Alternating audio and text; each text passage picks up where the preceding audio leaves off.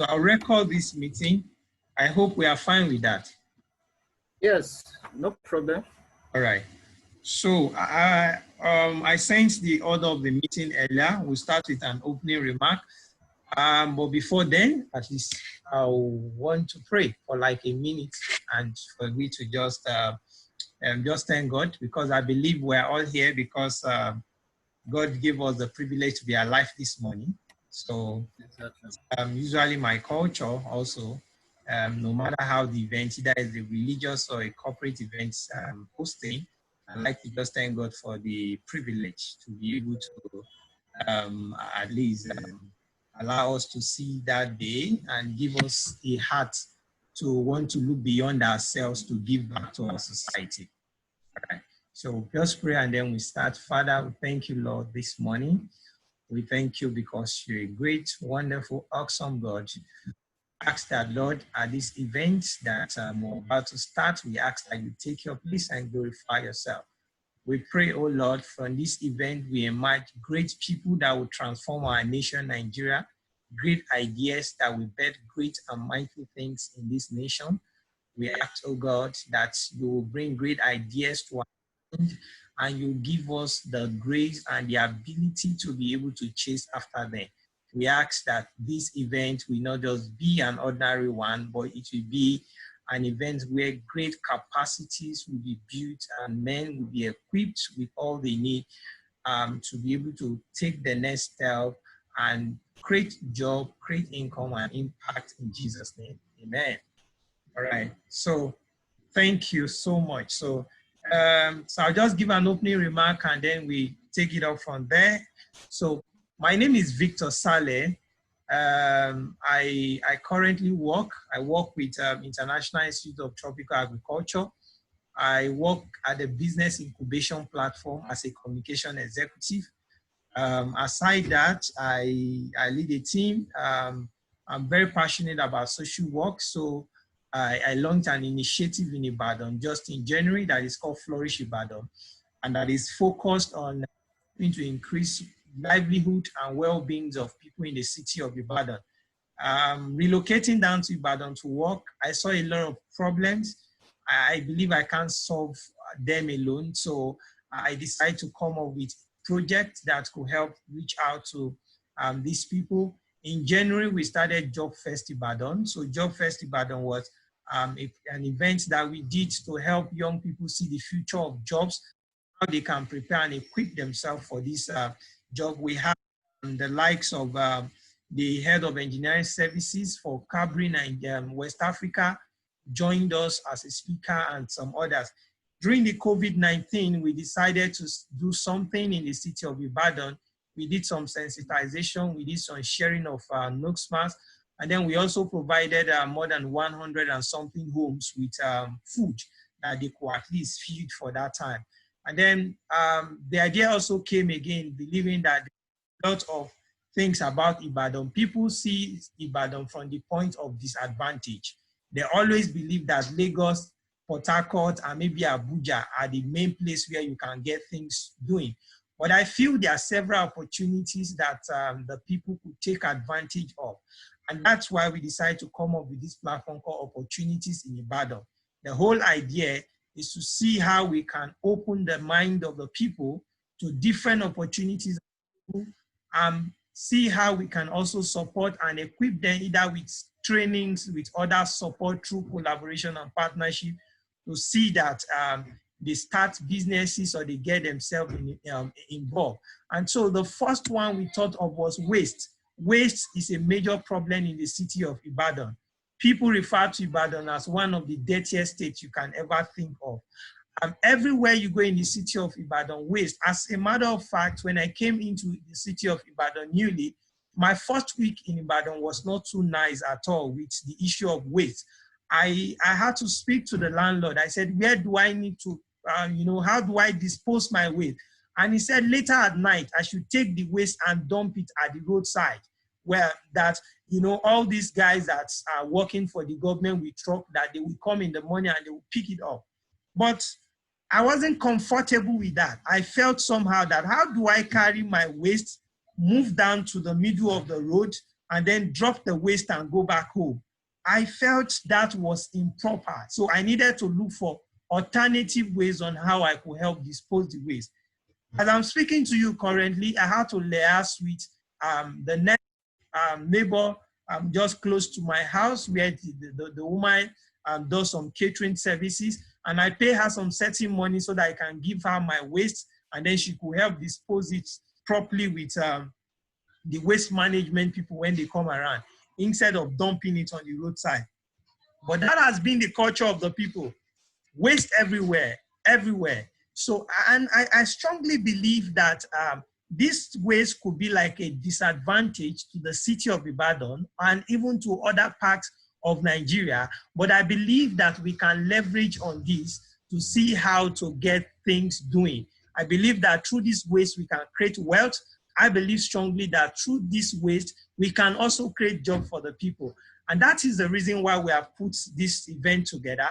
And I strongly believe that at the end of this event, a lot of the young people that are here and many more that are going to listen to it will be energized, and they will feel equipped, and they will feel motivated to see that they can create something out of waste. And so I decided to reach out to a few people, the likes of Mr. Adewale Taiwo. I've been following your work, sir. For the past 3 to 4 years, I've been following your work, what you've been doing around the waste industry, and I said you are doing greatly well, you know, and I really appreciate you, because you're not just making money for waste, but you've created several entrepreneurs from waste. You've empowered so many people, and a lot of times when I look at you, I get very motivated, because I see that you're not just out there to make money, but you are out there for impact, and impact is the core.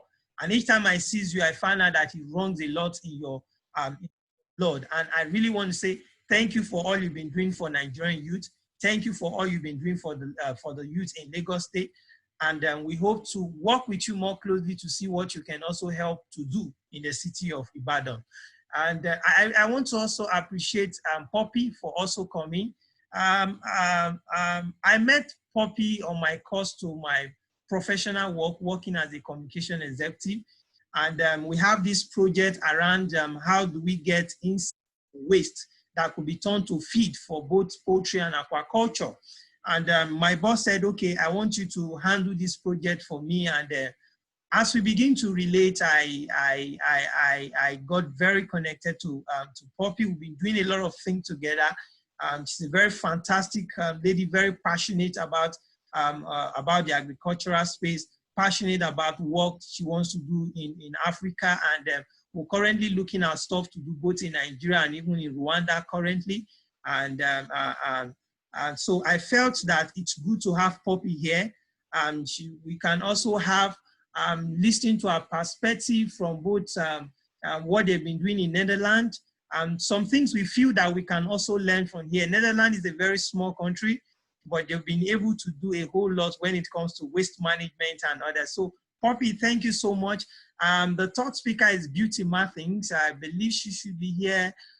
Beauty Mathings is a young millennial that is doing great when it comes to waste.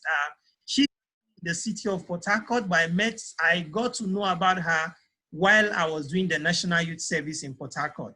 All right, so she's doing well to see how to leverage on waste to create furniture and to create interior decoration materials.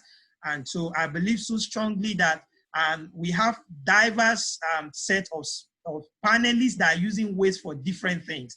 So we learn from different angles today, and every participant here will see what they can actually take advantage of. So once again, we are all welcome. Thank you so much for honoring my invitation. And I believe so strongly that your time that you decided to volunteer to speak here won't be in vain. It will rather raise more giants, and it's really going to help reducing the waste issue in Nigeria and even within Ibadan itself. So thank you so much. So we'll move straight to the first section. The first section will be taken by Mr. Taiwo himself. So I will quickly introduce him. I'll read his profile to us, and then Mr. Taiwo will come on board for the next 15 minutes. And after that, we have Poppy, and after Poppy, we'll have Beauty Martins coming up on board. So you just give me a few minutes as I read a few things about Mr. Taiwo. What this does is that it helps us to understand who is speaking to us and his vast level of experience. All right, so Adewale Taiwo is a renowned environmental consultant with several years of broad range experience in the industry. He is presently the Chief Executive Officer of Taiwo Adewale and Associate Limited, an environmental consultancy firm, Executive Director, Recycle Point in Nigeria, Executive Director, Waste Aid Nigeria, Executive Director, Sustainable Waste Recycling Community of Nigeria, and a consultant to Rich Flood International Limited. He's also the Executive Director with International Promotion of Youth LTDs like GTE, Country Director for Net Impact International Nigeria. He is also the winner of the Rehab Plus Innovation, a United Kingdom International Competition for Africa 2016. He's been selected among the top 100 of our generation in 27, top 40 under 40 in Africa. That in 2000, top 40, 40 under 40 in Africa. 2010 as an independent environmentalist, a young promoter of sustainable environment, YVE technical partner. In 2014, then it's also the outcome of Excellence Award, National Association of Polytechnic Students in Nigeria. He hosted the 27th World Environment Day in Nigeria, co-sponsored by the Lagos State Ministry of Environment. Recently appointed as Regional Director for Energy Consulting International at Australia, nominated as one of the Crown's Montana Forum 22 as new leaders in Beijing in 2011, nominated for the Distinguished Leadership in National Development and Gold Award in 2011 for Environmental and Waste Management category. Mr. Taiwo has a very vast profile that sometimes when you read his profile, you wonder if he's married and he got kids and how he actually spent time with them. So I want us to welcome Mr. Taiwo as he takes his section. I want our hearts to be open because I believe we can learn a lot from his vast years of experience in waste management. Thank you so much. You're welcome, sir.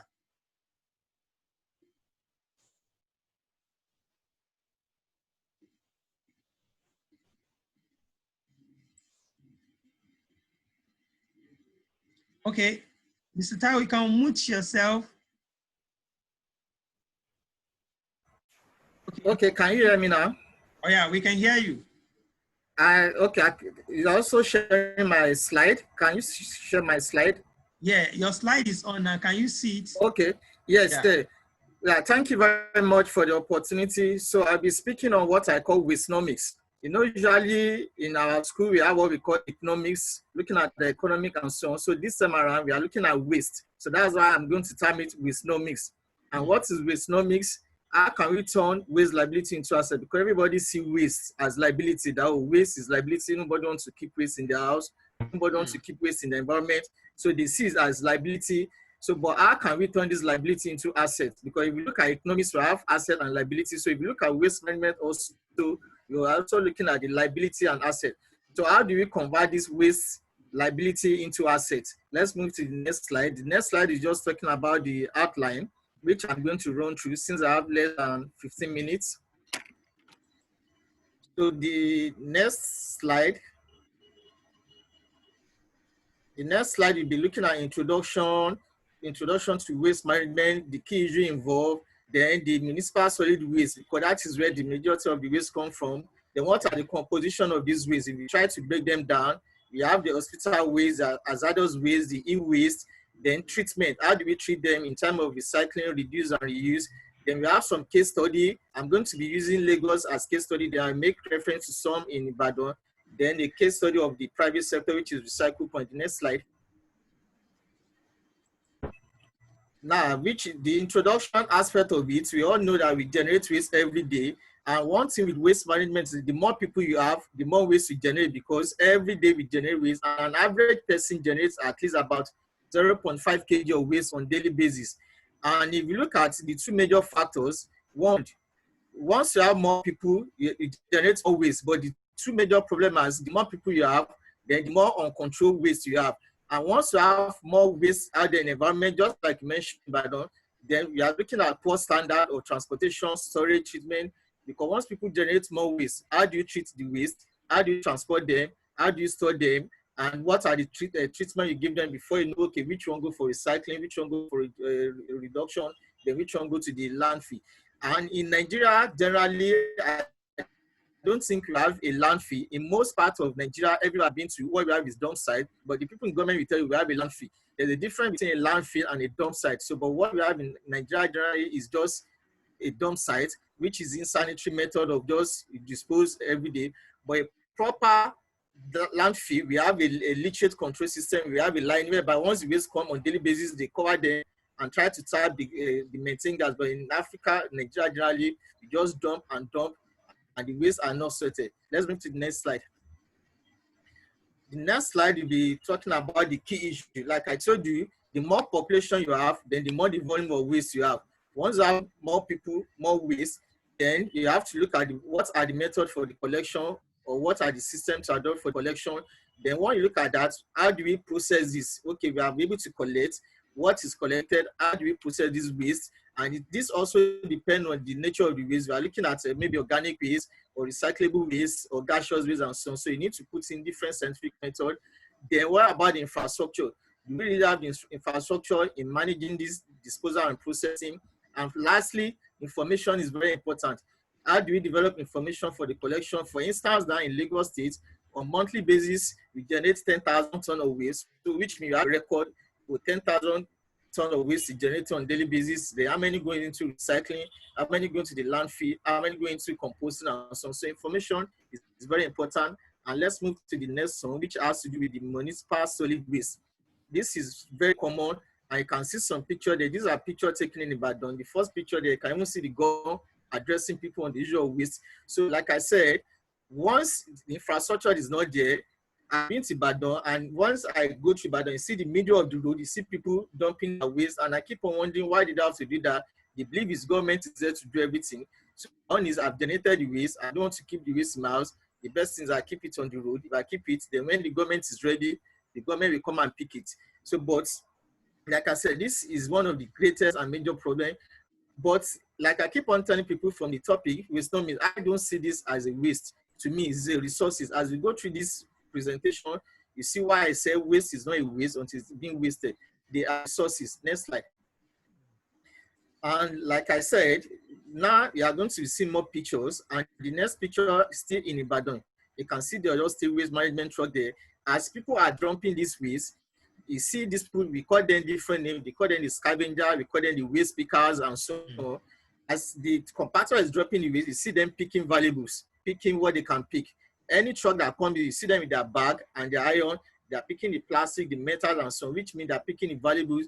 So this tells you this is not just ordinary waste, these are resources. So that's why I see people going there to pick as many things as they can pick.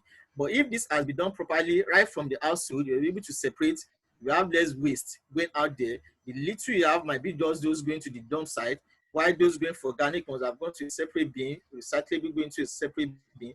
Now let's move to the next one.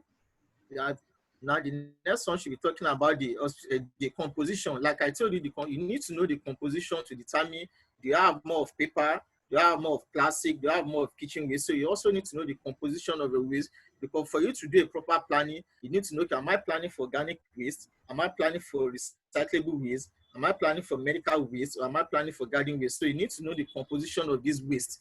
And this is determined in the process that we follow the due process. Okay, for instance, let's look at the normal dustbin in your house.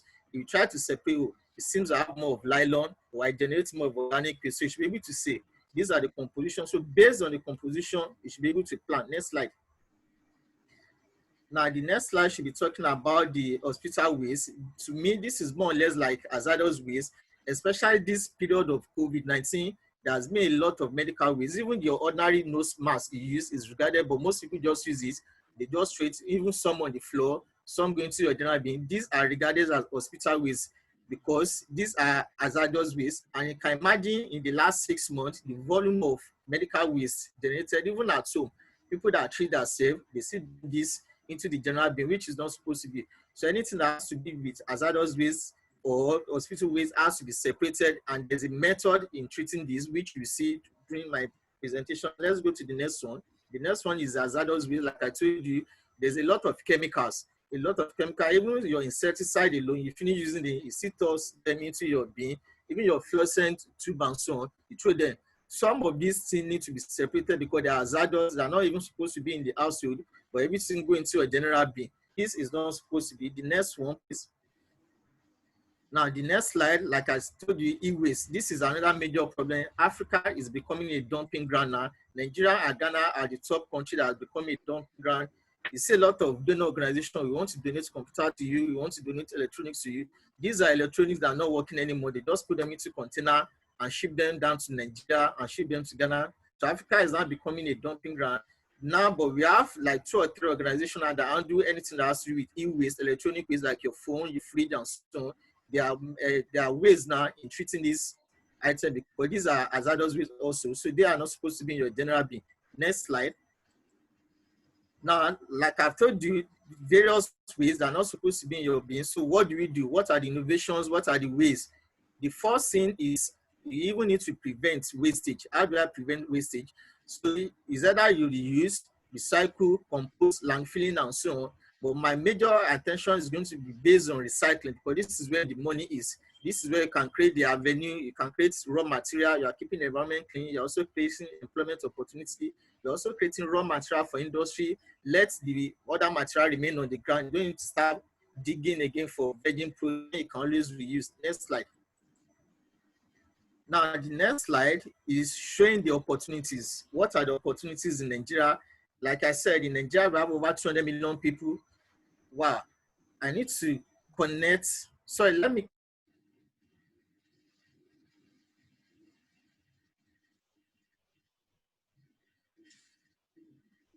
So sorry about that. I think he has little issues. Let me give him a call. He should be back soon. Please just hold on, please. Just hold on. If you have questions as we move on, please, you can drop your questions on the chat area. I'm going to pick questions from there. So as soon as we have each of these speakers take their 15-minute section, we'll have a panel discussion where I'll engage them on certain things from what they mentioned and what I know about them that I believe will be profitable to us. And then from there, we have questions section. So please, if you have questions, do feel free to drop your question on the chat area as the section is going on. I will be taking it from there. Please let me just, I don't know what's happened, network issues or something, just,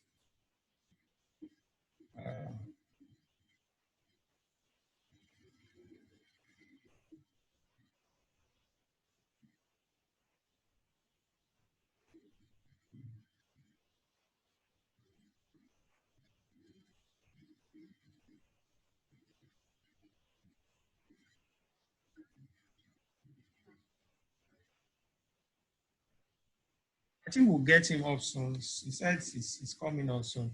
So we'll just say, waste is actually a very big problem in this part of the world.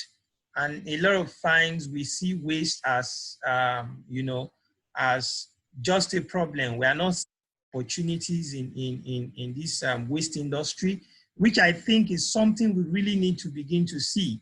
I was studying about Scotland of recent, and I saw the things that Scotland we are doing with waste, and I was really amazed.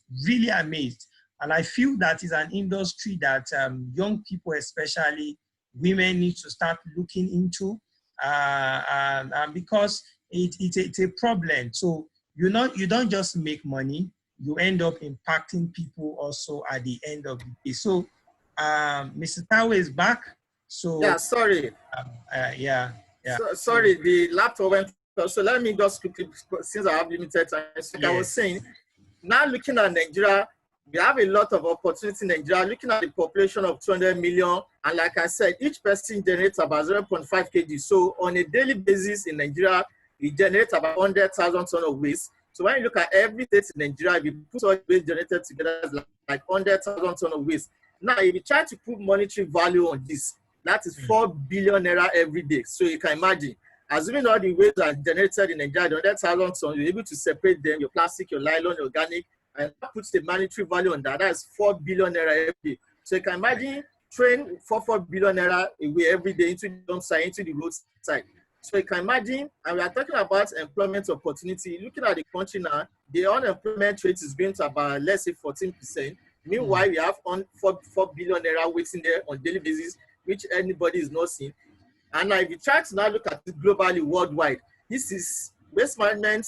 We are talking about $1 trillion market. So you can imagine $1 trillion market every day.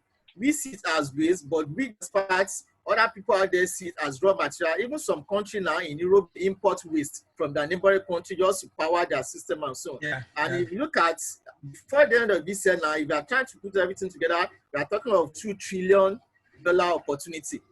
$2 trillion in the industry.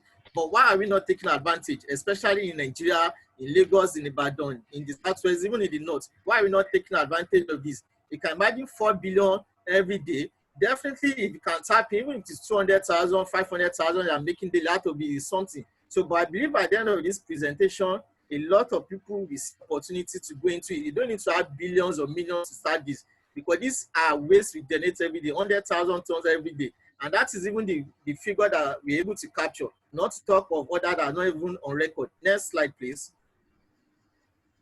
Now, the next slide, we're talking about how do you tap into this. Like I told you, if you go to the US, if you go to UK, Europe, they separate their waste. They have different, they have what they call the color-coded bin. You have maybe for the white, you go for your battery. You have the glass going to the black, the paper going to the black, and so on. But in Nigeria, in Africa, generally, we are not right for that. So in Africa, what we try to do is, instead of creating 4, 5, 6 bin, why not start with 2 first?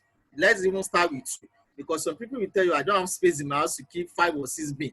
So let's even start with blue. You have all the general waste on one part, then your recyclable on one part. Now, let's go to the next slide. Let me start giving you some case study. All these items, one by one, now you are now going to see the value attached to it. Go to the next slide. And the most common one is the pure water sachet. This is what we drink every day. Everybody wants access to water. Those that can't buy a bottle, you always buy the sachet water in the traffic, in your house, everywhere. Because access to potable water, people buy these items, but immediately people drink it, what happens? They just throw them away. You drink and throw them away. Any drainage you go to Nigeria today now, you see this nylon and they don't decay. Any road you go to, even you see people right in their car, they drink and throw away. Even in public buses, they throw this away. But these are money. I'm going to show you now. We have people that go around and collect this, especially recycle point and so on. We go around and collect. And this is a pilot project that was done in Lagos, whereby the nylon are collected. Go to the next slide. Once this nylon are collected, because like I told you, some of them come from the drainage, some of them come from the roadside. Once these are collected, they need to be sorted, they need to be washed, because they need to be, before you put them into the machine. Next slide. Once you put them into the machine, they are being converted into what is called the pellets. You see, these are the pellets. These are nylon that has been washed and put into the machine. Next slide, you see the machine that is now being used. Next slide. Now, the next slide, these are the machine that are being used. We have different types of machine. We have those that are done locally and those that can be imported. But these are the imported ones. And at the end of the day, the pure water nylon you drink and throw away, do you know what they turn up to? Go to the next slide. And you see the end product of those nylon you just drink and throw away. Now, this is the end product. So in most cases, you go to the market to buy this for maybe around 300 or 400 naira for this. And this is what you use in disposing your waste. And this is what you use in carrying your items and so on. But this is produced from that pure water nylon you throw away. You buy your pure water nylon of 20 naira or 15 naira, you drink them and throw them away. At the end of the day, you go back to the market to buy same bag at the rate of 350, 400. So why can't we be tapping into such opportunity? Now let's go to the next one, which is very common. After the nylon, we have the plastic. In fact, this is worldwide. It's everybody talking about beating plastic pollution and so on. Yeah. In Nigeria today, based on information and statistics, total production of plastic bottles is 5 billion bottles every year. From Coca-Cola, Nigerian Breweries, Nestle, all the companies that produces bottled water, fizzy drink and so on, annual production is 5 billion bottles every year. So if you look at in the last 10 years, so now in the environment, we have over 50 billion bottles in the environment because nobody's really taking this. And based on statistics, out of this 5 billion, total collection is just 30%. Now, okay, out of the 5 billion, what is collected back through scavenger, through recycler is just 30%. And out of this 30%, 10% is only recycled, while the remaining 20 is either reused. People that want to package different food, you want to package palm oil, zobo, and other stuff. So you can imagine out of 5 billion, 30%, what happens to the remaining 70%? If they are not in the drainage, they're in the ocean, they're in the landfill, and so on. Now, once these items are collected, what do? These are baling machines. These are machines that compress them because you need a lot of logistics. Once these items are collected, go to the next slide. These are the machines here locally in Nigeria. We compress these plastic bottles. Once we collect them, we can see them is being sorted according to color. The cover is removed, the label is removed, and are being compressed. We have local industry and international industry that demand for this item every single day. Go to the next slide and see what they do with those plastic bottles. Now, these are the plastic bottles that are being shredded into what is called flakes. And you can see different color, the Sprite color, the green bottle, the blue, into different. At the end of the day, this is being converted into what is called polyester fiber. Your t-shirt, the clothes you wear, is made from this plastic bottle. For instance, if you look at Nike football, all Nike football jerseys are produced with 7 plastic bottles, give you 1 jersey. Just with 7 plastic bottles, you get 1 jersey. So at the end of the day, with this plastic bottle, you have your fiber, you produce your t-shirt, your carpet, your mattress, your pillow. And for the Chinese, mostly for the men, the weave on that women use is produced from this. So once this gets to China, they convert them to what is called polyester fiber and use them in doing weave on. Go to the next slide and see some of the other items. Like I told you, yes, these are different colors. You have your carpet, you have your thread, your woven for making clothes and so on. So these are products from plastic bottles. But you see them, if you don't see them in the ocean, you see them on the road, you see them in the canal, you see them blocking the drainage, and these are raw material for industry. And now the next one, although this is not so common, the next item is aluminum can. Next slide, please. The next item are I will call them the used beverages can. You drink your malts, you drink your Coke and so on, you throw them away. These are another raw material. In fact, this is the most expensive of all the materials. Now, what do they do with this? Once these are collected, also, next slide, you also have the machine that compress them for logistic purpose, for you to be able to move them in bulk. They have to be compressed, and they are being converted to what is called aluminum ingots. Now, what do they do with the aluminum ingots? The spoon you use in your house, your plates, your cooking pots, your roofing sheet, your door, your window frame, and so on is produced from this aluminum ingot. So you can see the can, you drink the malt, you throw them away, somebody pick, process them, they produce pots, they produce spoon, they produce a lot of items which you end up buying. So that's the third item. Let's move to the next item, which is your carton. In most cases, all our items come in packaging. You buy your laptop, you buy your carton of Indomie, anything I come in packaging. But immediately you take out the items, you throw away the cartons, you throw away the packaging. Now, what is important to you, you have taken them out. So what happens to this? Next slide, please. We also have machines to compress this for logistic purpose.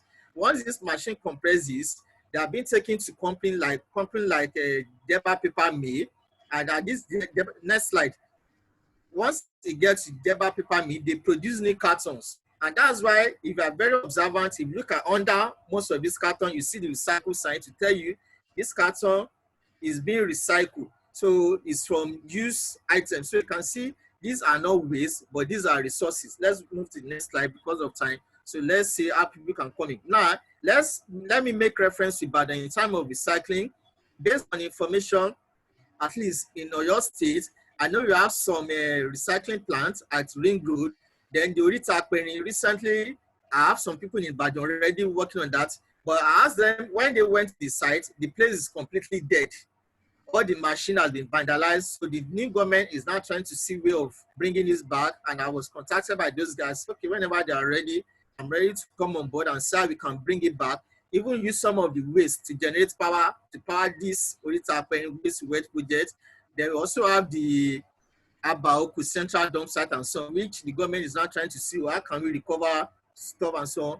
And what the Oyo State government is trying to do is to bring in the private sector, because like I told you, this cannot be done by government alone. So they are looking for opportunities for private sector to come in, especially the Orita Akpeni. They want a private sector to come in and take over the facility completely in Oyo State and say, okay, what can we do with that? Let's move to the next slide. Now, the next slide is what is mostly common, like you said, not only even in Ibadan, even in Lagos, this is very common. People don't want to keep waste in their house. Immediately they get the waste, they put it in their car. At night, they drive to the nearest place where they can dump it and go. Next slide, please. Now, what are the opportunities? Now, opportunities, like I told you, we have people now that have been making millions from this, making a lot of living. Now, you can see this picture. This is very common.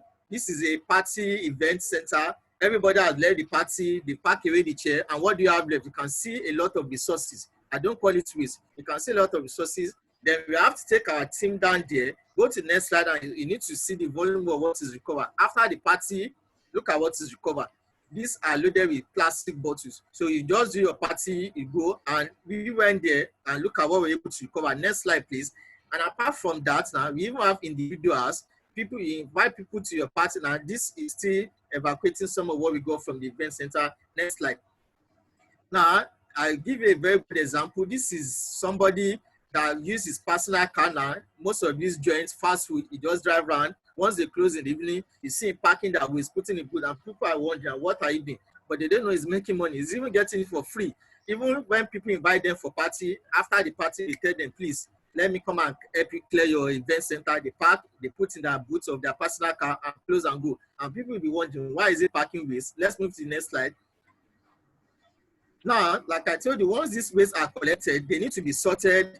You need to separate the plastic bottles. You need to separate the aluminum can. I even see youths now, children trying to, because we have some people now that even give incentive, give us your waste and pay your school fees. Yeah. So these are people in public schools that they need to go around that, oh, I need to pay my school fees, or I need to buy textbook and this. And they know that if I'm able to get some certain amount of plastic or nylon, I'll be able to pay my school fees. Next slide, please. And like I said, this is creating employment opportunity. Now, these are people employed to start doing the sorting. Oh, they've brought all the recyclable. They need to separate the nylon, and they need to make sure there's no water in it. They separate and so on. Next slide. Now, this next slide is talking about the waste. Like I told you, the previous picture, you can see all those scavengers. Immediately the truck comes, you see them picking. But like in Lagos State, for instance, they are trying to phase away these people. Like, because these are the people that cause the majority of the problem. They come to your house, you give them 100 naira, they collect your waste, they pick the valuable and dump the rest on you. So what we are trying to do is to rebrand them. You can see these people now. We pick some of those scavengers, we give them uniform, we brand them. That why not try and formalize your system instead of being an informer and instead of government pushing you up and down. Next slide. And once we're able to employ some of these, you need to see the volume of what is being collected on a daily basis. Now you can imagine this volume of plastic in the ocean, this volume of plastic on the road, in the drainage and the rainy season. This calls for the next slide because of time. And once we collect this, you can see people sorting. Now they'll be able to remove the cover, they'll be able to remove the cover, and we have the machine. Next slide because of time. Next slide. So we have machine that compress them for logistic purpose, like I showed you. Now, instead of even doing manual sorting, now we have what they call the MRF, whereby the machine do the sorting. This is in Lagos. This is a facility of the West African Energy that was formerly in Ibadan. Now, machine do the sorting.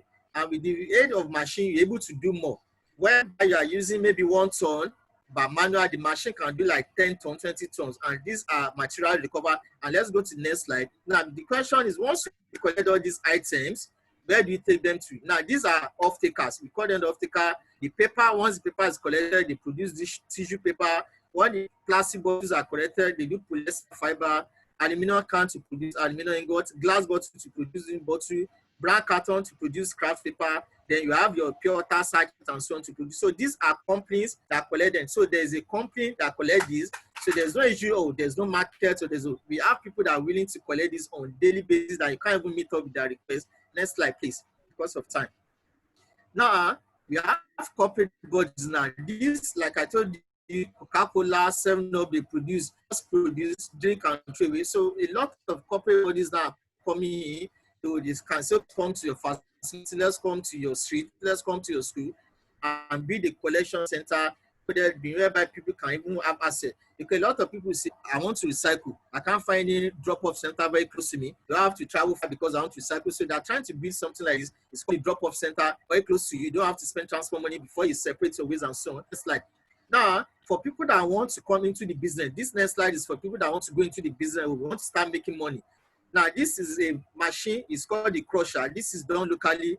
With less than 400,000 naira, you can get this machine, and you can start crushing all these items from your plastic bottles, your nylon, even the cap, the cover. And the next slide will show you the money aspect. This is where I believe everybody wants to pay attention to. The next slide now, this is the code. For instance, you get the plastic bottle, you buy it from people or from the scavenger. With that locally created crusher, you're able to crush them. What you bought for 30 naira, you can sell them for 105 naira per kg. The same thing to a pure water nylon, you buy for 50 naira. Once you're able to crush them, you sell for 90 naira. Your plastic, those rigid plastic, you buy for 80. You're able to crush them, you sell for 125. So you can imagine the volume. Look at how much you're getting them cheaply. Even some will come for free. I've given some strategy. Anywhere they're having an event, they're having party, you can go to the event center. Please, I want to clean up for you. As I get into the event center, you are picking all these items. You have your local crusher already. You're able to crush. There's a ready market. In fact, you won't be able to meet up.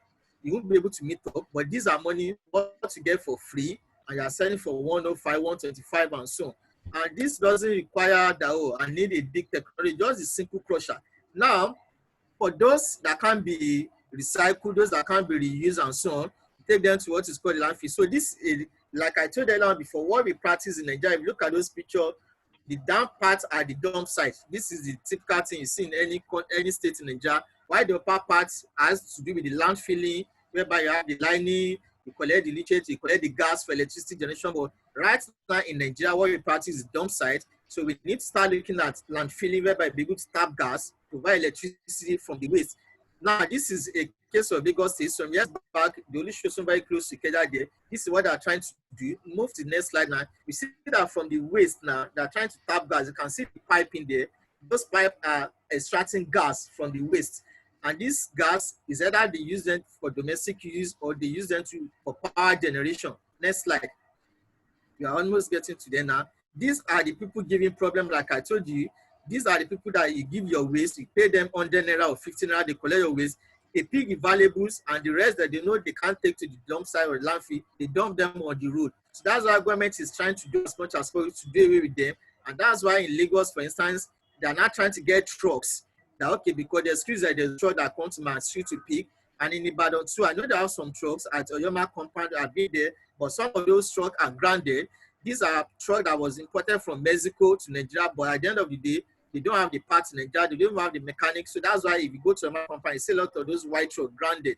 Now, let's move to the next slide. I'll get into it now. Like I said, this is in Ibadan.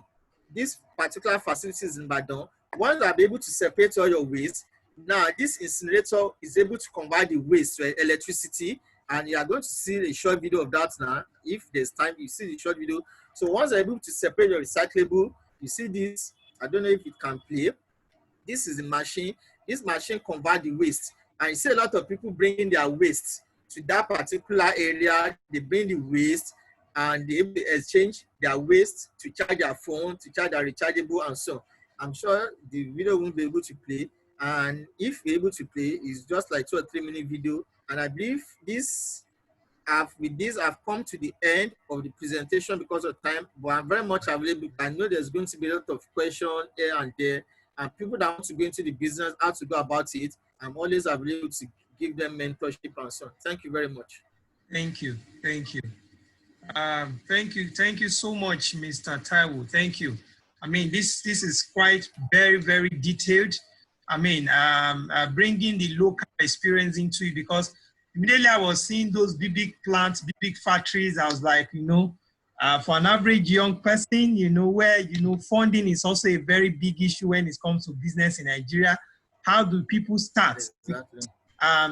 That's a major problem. How do people start? But with what I'm seeing here, it shows that if you are staying even in a 2-bedroom apartment in Ibadan, you can buy this grinder and put it at the back of your house, and you can Exactly. do business. And gradually you can Exactly. scale as money begins to come. I think for me, this is great. This is great. Thank you so much. I believe people are going to have questions.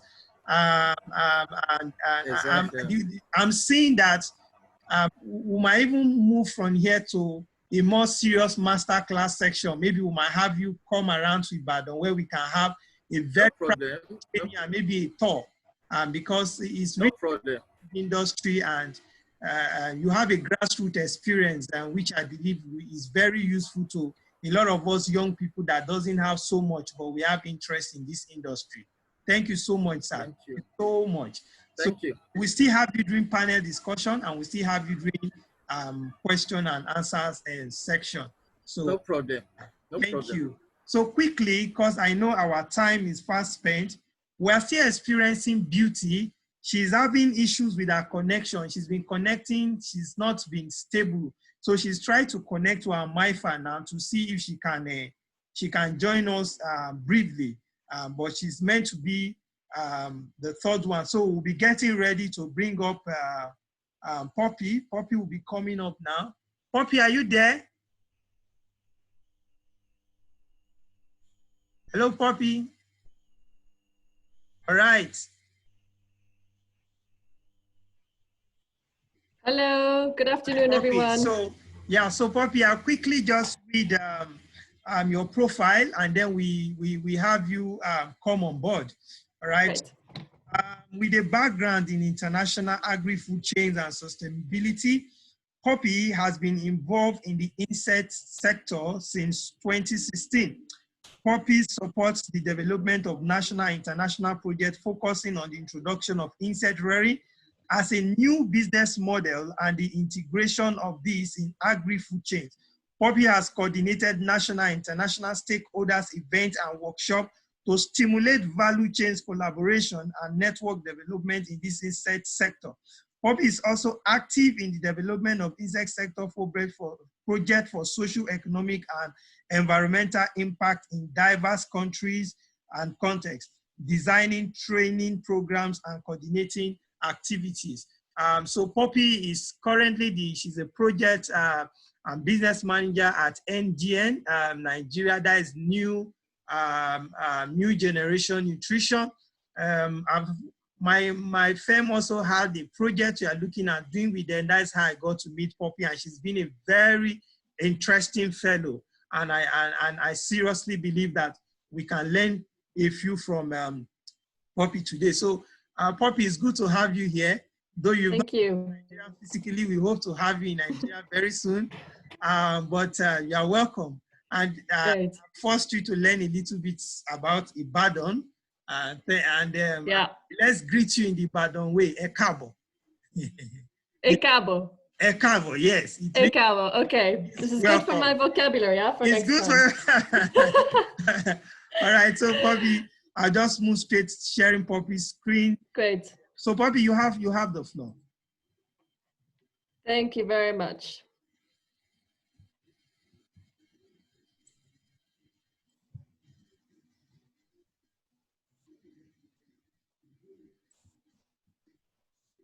Perfect. I see it's coming here. Great. Yeah. Well, thank you very much for having me today. It's very nice to be speaking to you. I'm here in the Netherlands at the moment, so I just Googled it. I am precisely, let me check, 4,932 kilometers away from Ibadan. So I think very nice that we have technologies that we can still do this. Very nice. I was in Nigeria last year. That's how I came into contact with Victor via an organization there, and later Victor and I got in touch on some insect projects. So today I would like to introduce the idea of insect rearing for waste management and entrepreneurship activities. Next slide, please, Victor. Okay, so I'd like to introduce first the company that I work for.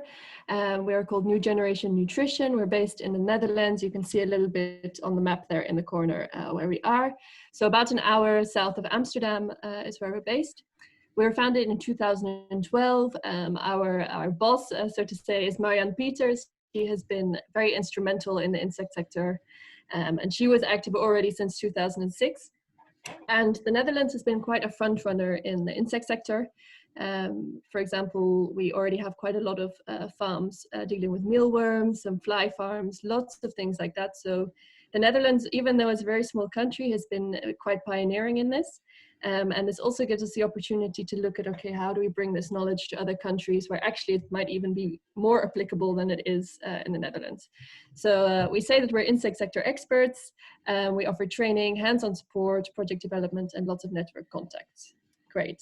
Here you have a little bit of an overview of who we're cooperating with. You'll notice in there the University of Ibadan, an IITA also based in Ibadan.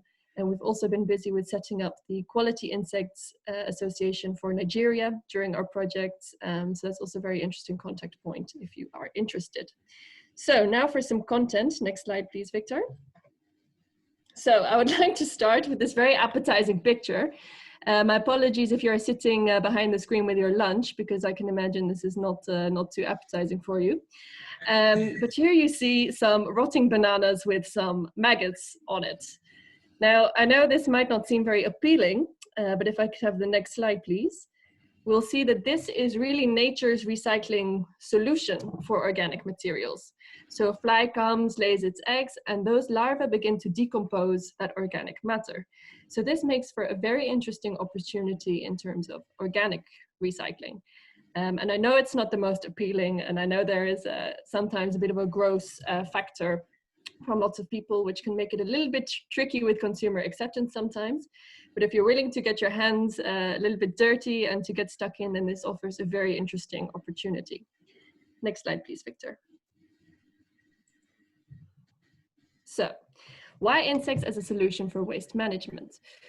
Well, what we are seeing is that there's a lot of organic waste in the world, and insects, being the sort of natural recyclers that they are, offer a very interesting opportunity that we can use those insects, we can harness their potential, and we can turn that sort of organic recycling solution into a commercialized system.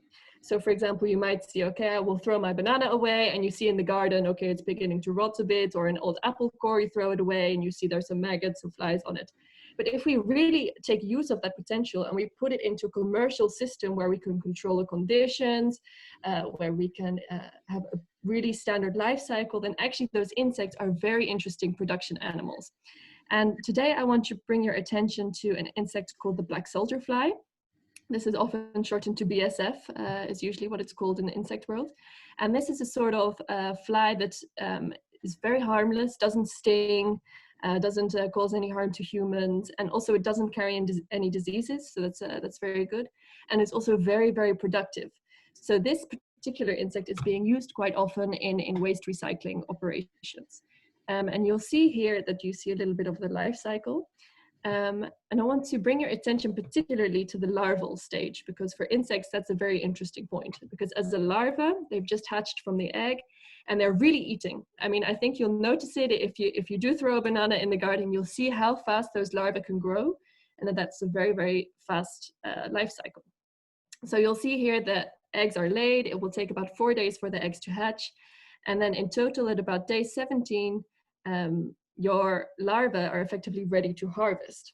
Now, why would we harvest a larva, you might ask? Why would we do this apart from just waste recycling? Well, those larvae are actually full of protein and also high quality micronutrients, amino acids.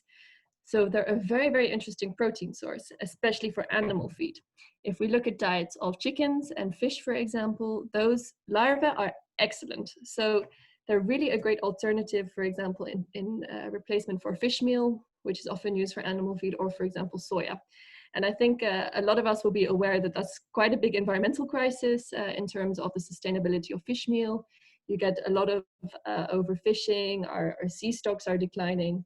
Soya, you see that rainforests are being destroyed, all of that sort of thing. So insects, their larvae represent a very interesting opportunity here, especially for animal feed. Next slide, please, Victor. Okay, so looking at Ibadan, we already had some very nice information in the last presentation about the waste situation. And of all of that waste, there is about 200 grams of organic waste per person per day produced in Ibadan. Now, that doesn't seem like very much, not at all. But then if we multiply that by 6 million people, then we see on the next slide that we have quite a big issue. 1.2 million kilograms of organic waste per day. So that's a lot to deal with. And this waste, as we also see in the previous presentation, is an extremely valuable opportunity. And this organic waste could be a perfect substrate for rearing insects. Next slide, please. So going by a waste not, want not principle, we can take that organic waste and we can rear the black soldier fly on it. You see here in the photo there at the second stage, that is a photo from a farm in Kenya. And you'll see actually what they're using is those small netted cages that you would usually lay your baby in to protect them from mosquitoes. They're actually rearing the flies in there. So you rear the flies, you get them to mate. The female lays her eggs. She lays about 500 eggs in one go. So you can imagine how many larvae are being produced and how efficient this system can be. And you harvest after 14 days then the larvae, which can be used for animal feed. You see a picture of the larvae here. They're quite big, and I have to warn you, they do smell. So if you're going to start up with a nice insect rearing facility, please make sure you're not putting it next to your neighbors, or else I think you will get some people knocking on your door telling you they're not very happy. But in general, the system can be very efficient.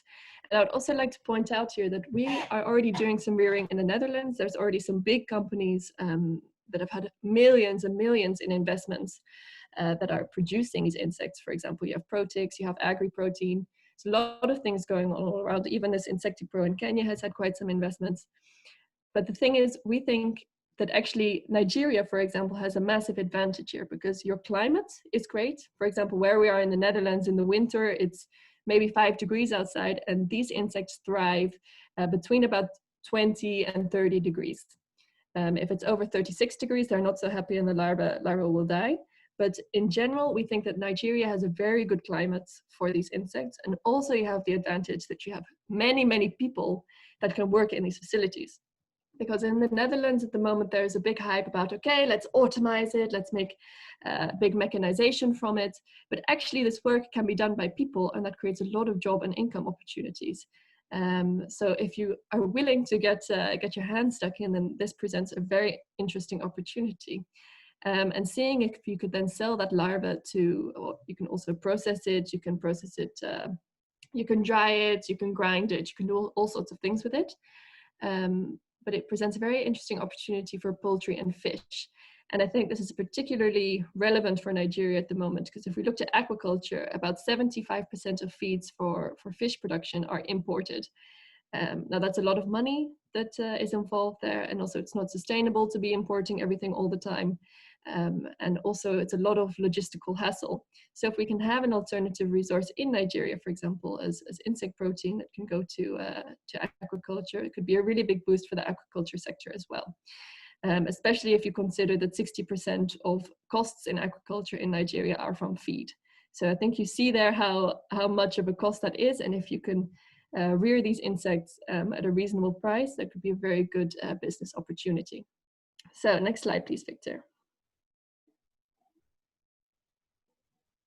Yeah, so business opportunities in larva production. This is what we think Nigeria could really go for, could really be a front runner in. Of course, there are other insects you can consider. So you have the black soldier fly, but for example, if you wanted to look at, for example, an alternative protein for human consumption, you can also look at crickets.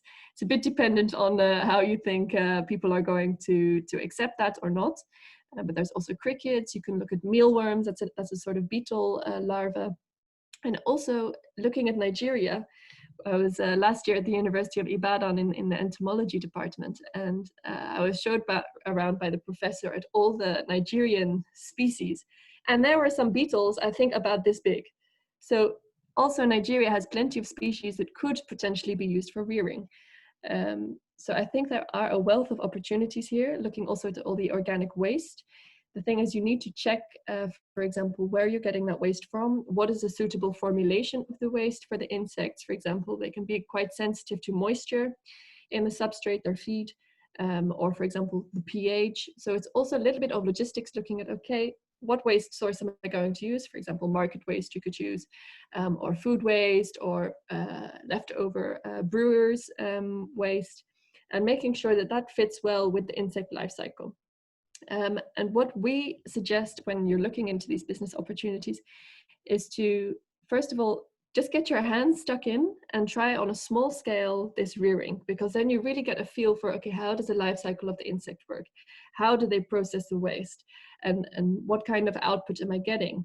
Go and throw it to your chicken, see if they will eat it. So starting on a small scale is a really good way to go with insects, and just getting a feel for it, because we know there's a lot of big investments going in into the insect business around the world, often for big mechanized, automized facilities. But Nigeria really has the advantage that this can be done by people, by lots of entrepreneurs, and that you have the waste to be able to do it. So I'd really recommend, if you're interested, on the next slide, I can offer some resources. If you're interested, I would really recommend already looking a little bit into the literature. First of all, I would recommend an edible insects paper by the Food and Agriculture Organization. It's paper number 171. If you Google that caption there, you will get it. It's online for free.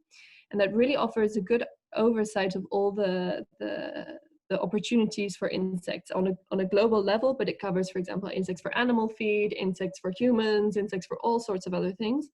And you will get a better insight into how that world looks. And that was published back in 2013. So the insect world has come quite a long way since then, but it will still give you some really good ground knowledge. Secondly, I would like to invite you all to join one of our insect introduction seminars. So we offer these online for free. They're usually about an hour and a half on Wednesday afternoons. There will be some new dates coming out in the coming weeks. And there we will be able to give you some more in-depth insights, for example, also into legislation, into other examples of what has already been done, a little bit more technical information. Those are for free, so please keep your eye on that website if you would like to sign up. They're fully in English. And our boss, Marianne, who has years of experience, will be online to give you some more insight. And thirdly, which is probably the most exciting part of all of them, is with Victor in his other professional work, we are looking at setting up an insect training and incubation program in Nigeria, and that will be based in Ibadan. And we are really looking for excited, young, enthusiastic entrepreneurs that want to get set up in the insect world. So please keep your eye on either my network or Victor's network for more information about how we want to set that up. Because what we want to do is, we see that this waste is there. We need entrepreneurs that are willing to get stuck in, to train, to understand how it works, to set up a facility, so that Nigeria can really be leading in this topic in West Africa, because we know that it can be used elsewhere as well. But we need to set a good standard with very successful examples of willing, enthusiastic, and smart entrepreneurs that can take this on. So please keep your eye on these resources. There's also lots of literature available online. You see here in my hands, I have a PhD document. This was released in December 2019. This talks about black soldier fly as what is it called? Black soldier fly larva as a sustainable animal feed ingredient in Kenya. So this sort of literature is out there, and a lot of it we can make use of for the Nigerian context, which is very exciting. So on the next slide, you'll find my contact details. You'll find our company website. Please go and have a look, and we would love to see that there is enthusiasm from Nigeria. And please keep an eye on my LinkedIn profile. You can find me at Poppy Air, or the NGN LinkedIn profile, for example, where we will be posting any more information and events. But yes, I hope that we're able to see you again in the insect sector, and I hope that I've whet your appetite a bit, or maybe not with that first image, but that we get to see you on board in the insect sector for some new activities. So thank you very much. Thank you so much, Poppy. Thank you for that introductory section. Thank you so much. It's great having you. Thank you. I know it's a very new industry to Nigerians. Sorry, I hope I've been getting messages at least about more than how many people have gotten in touch that they have not been able to join. I don't know, they're having difficulty joining. and some people are joining quite easily. But however, I told them that for those that are not able to join, we're going to record and I'll upload it on YouTube and share the link again, maybe network issues and others. And so thank you, Poppy. And so I know this industry is new, but I believe it's something that is worth looking into after doing a bit of research to see what companies are doing from solid waste in Netherlands, and looking at the fact that we have the advantage of our climate. I think it's something we need to begin to look into. I think Mr. Taiwo is here. I don't know if it's an industry he has looked into, but I think it's something because we rear a lot of poultry and fisheries here, especially in the city of Ibadan. Ibadan is known for a lot of poultry, you know, and stuff. You know, but you know, most of our feeds are being imported and stuff like that. So this is actually an opportunity. There is, I know there is somebody in Ibadan, Mr. Hakim, which you say has started something on a small scale. I'm yet to visit, but I plan to visit soon to see what he's actually doing also. He said he's into aquaculture and he does it to actually feed his fishes. And according to Mr. Hakim, he said his fishes perform better than when he using feed. Right. This is a very interesting topic. Yeah, so it seems very interesting. It's not rampant, but I think it's something we need to look at, because a lot of our solid foods are just wasting around and, you know, polluting the environment. I think it's something we need to begin to look at. Most of these restaurants, most of these eateries, they just waste most of the stuff they get at the end of the day. So, I mean, see, there's a structure of getting it, and then we see how to use the BSF method to raise some of these insects and see how they can constitute into feed for both aquaculture and poultry. I think is a good sector to look into.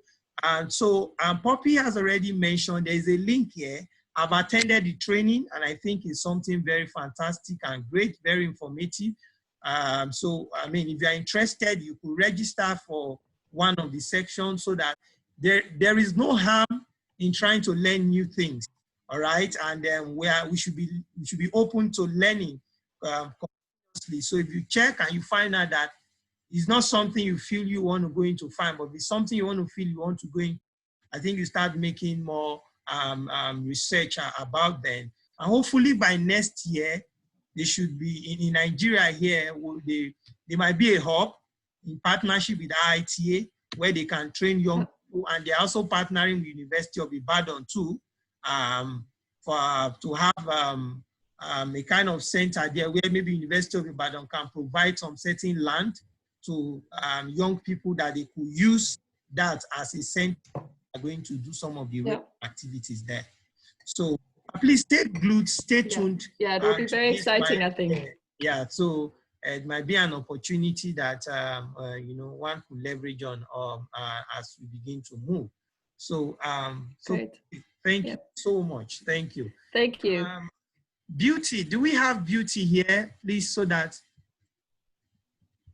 Sorry, let me just check.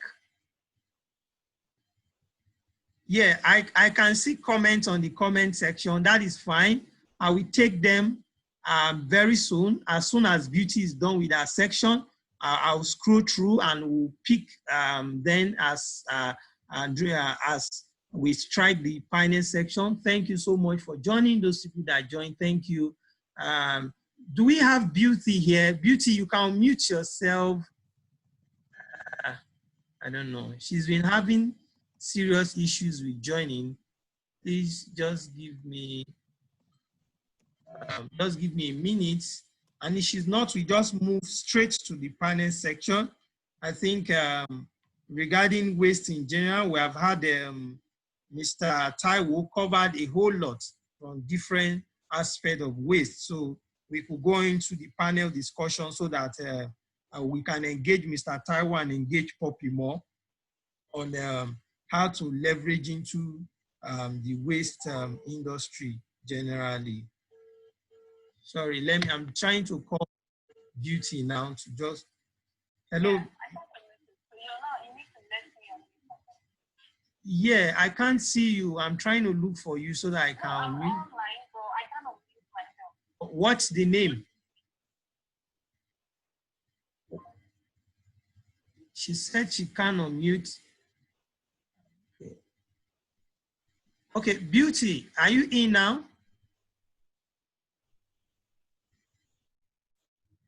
Hello, Beauty. Are you?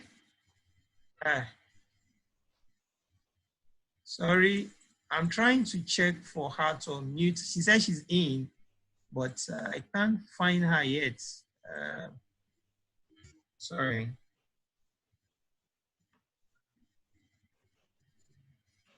Please just give me a minute. So sorry about that. Yeah, what's the name? What name are you using? Because I can't find you here. Can't really find you. Okay. Okay, let me check. Let me check. So sorry, please.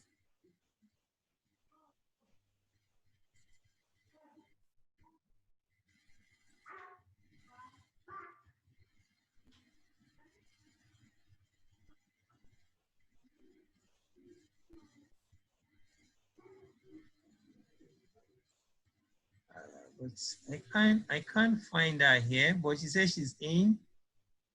Don't know.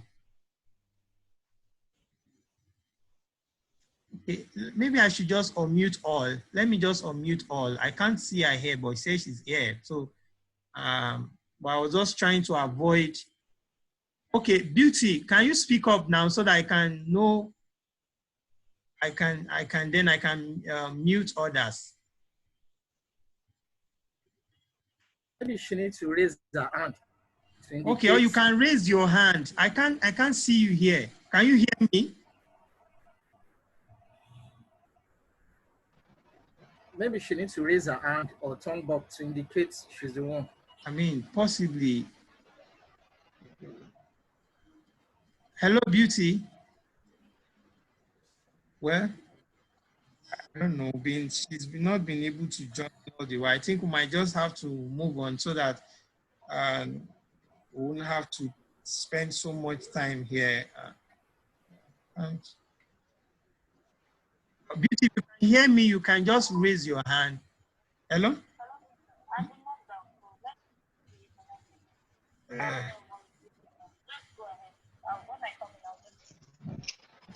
Okay.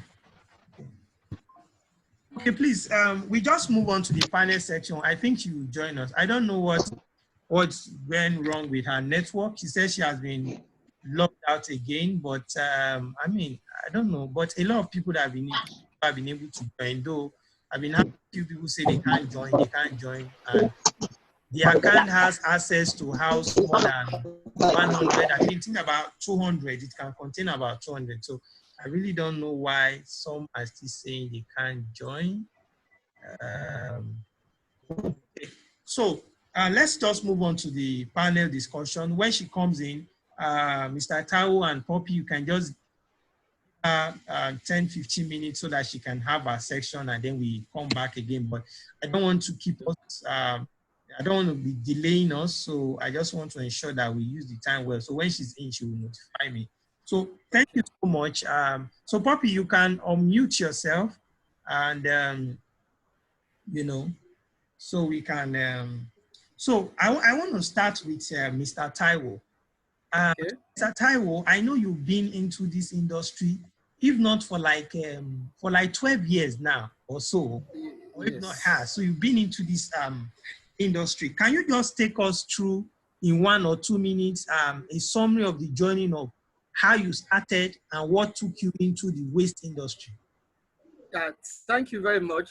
It all started right after my graduation. That was in 1999. It all started then.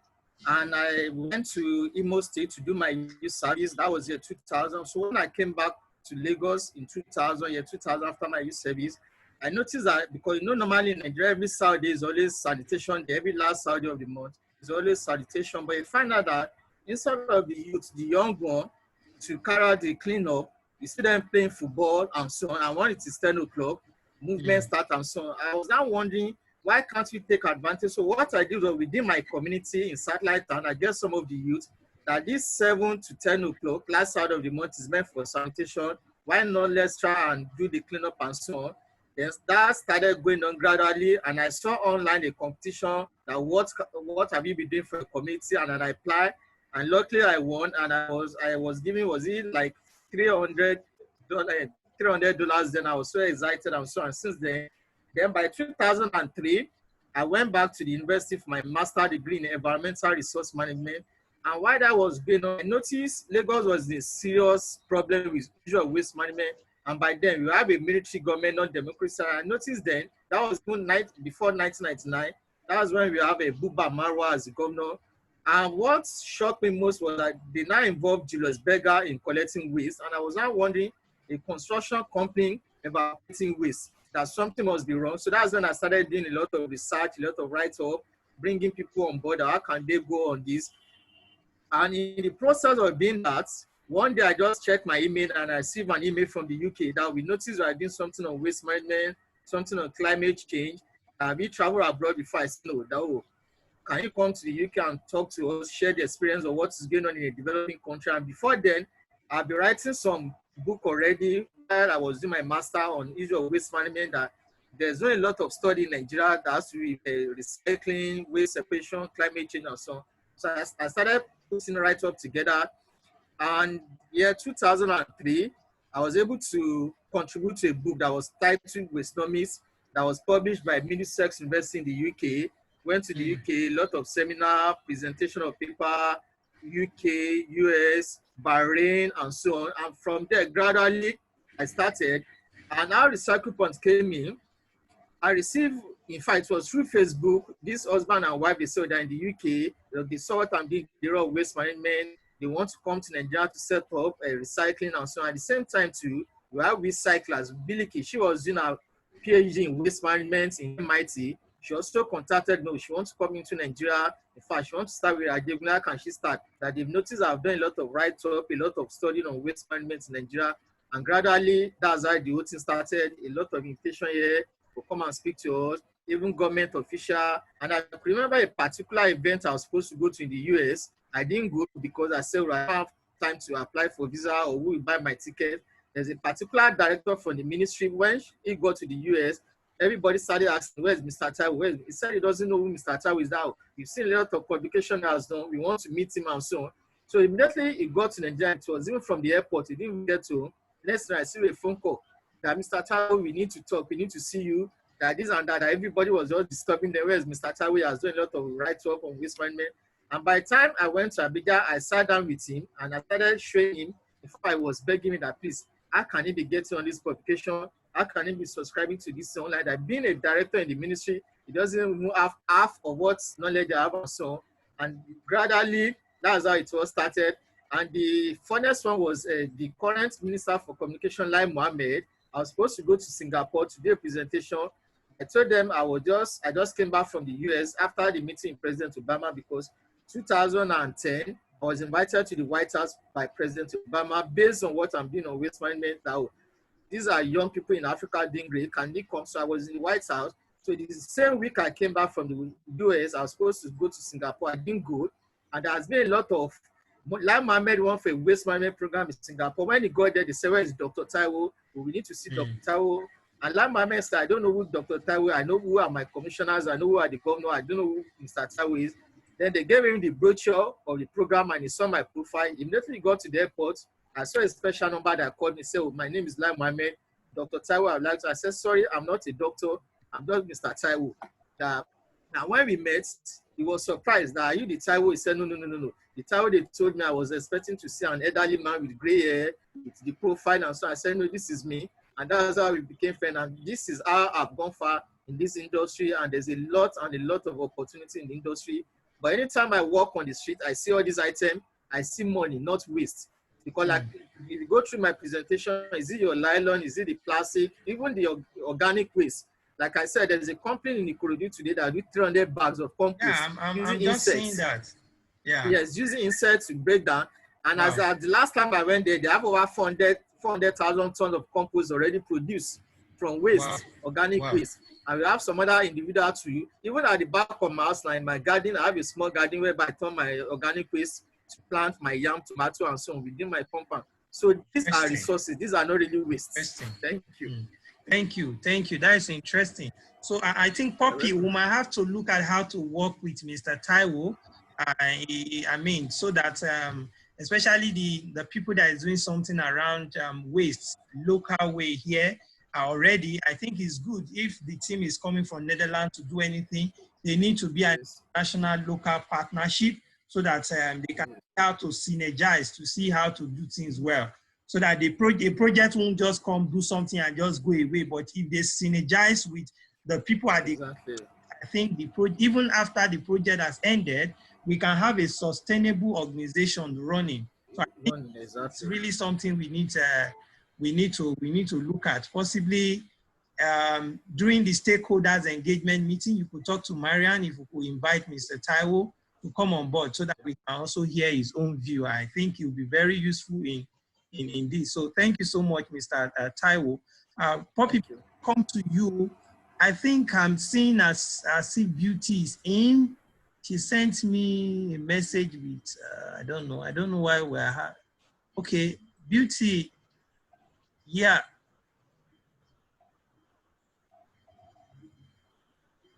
Yeah, Beauty, you are in now. Hi, Peter. Yeah, We've been struggling to have you really, in. I'm so network sorry. has been terrible. Oh, so sorry. Terrible. So sorry. I really don't know what the issue. Thank you for your patience. Yeah. The platform allows about 200 people in. So, but I've been having a lot of people sending me message. They can't join. They can't log in, and I'm wondering what the issue is. Although averagely we had like 20 something to about 30, some go out, but and I have about 90 that confirm that they are going to be here today, but I don't know. The people have been saying they can't log in, and I'm wondering what the issue is because I've always been using Zoom for my meetings, and I really have not had such a complaint before. So, I think it's about the link because for something. So okay. I had to keep trying over and over again. So my apologies. That's why we are also recording it so that those that we are not able to join, I will still do a mail. Thank you. Thank you. So that's why we are recording. Those that are able to join, we do a mail to send the link to them later when I upload the video on YouTube so that they can watch. So we are already on the panel section, but I think we'll just allow you just do your presentation. Oh, okay, that's fine. Then you can join us in the panel discussion. We intend to end this marks by 1:45. We should be done with the entire event. Mr. Taiwo, Poppy, and others, please, do you allow me take us back again and let's have Ms. Beauty do her presentation so that we can also learn what we can do from waste through what she's also doing. Thank you.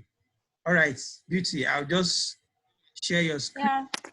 Yeah, it's just. Okay. All right. Can you see the screen? Okay, thank you, Mr. Taiwo. Yes, I can. Let's go.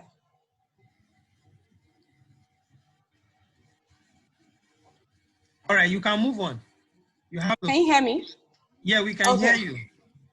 Yeah, thank you everyone for your patience. Sorry about the whole network issue. One of the big things we have to deal with as Nigerians.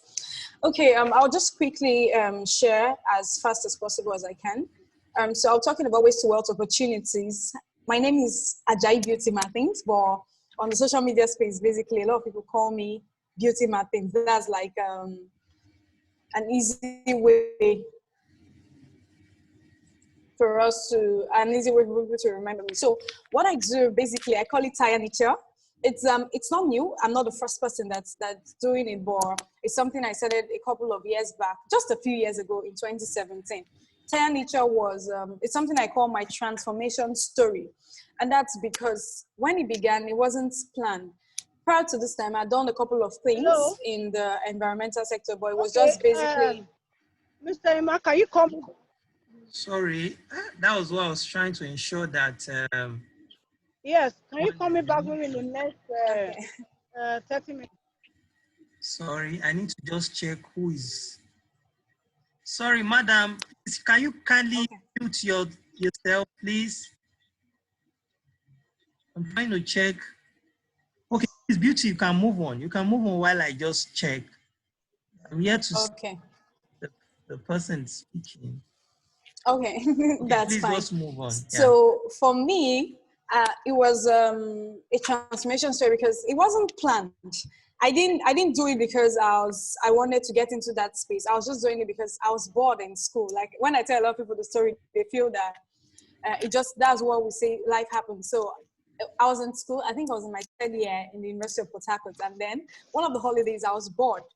And in course of being bored, I got really, really tired. So I went out, and on my way going, I was in a taxi, a public transport, and then the mentally deranged people. I don't know if they were playing or fighting. We can't really tell because we're not in their world, anyways.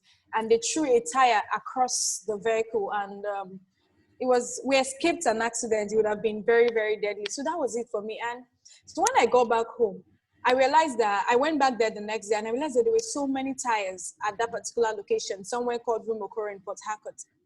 And then I went back.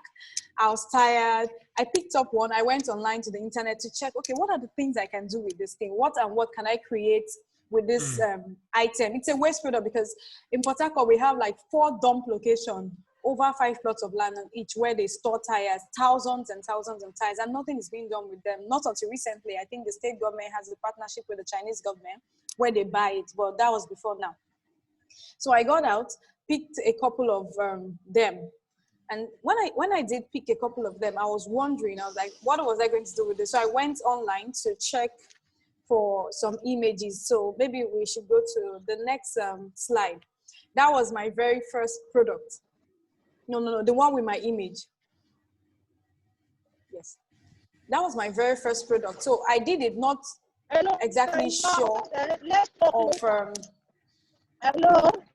I did not exactly sure of what it was, and it was just very funny to me. And then I gave the picture to a friend of mine who looked at it, and he was like, "Oh wow, this is extremely beautiful." And he said, "This is an untapped industry. Yeah, where few I know of Pearl Recycling doing the same thing, and there's one other lady in Lagos. So there are a couple of people who are doing this, and that was it for me. So one of the things I would say is there's money everywhere on the streets of Nigeria, only if we decide to look at the untapped and unusual places. That's because the waste wealth industry is really big, but not everybody has typed into. So that's why when I see people like Recycle Point, Recyclers, and a couple of people who are tapping into the industries. Why? Because when you look at the world so far, Nigeria is still one of the top waste producers. Why? Because the reduce,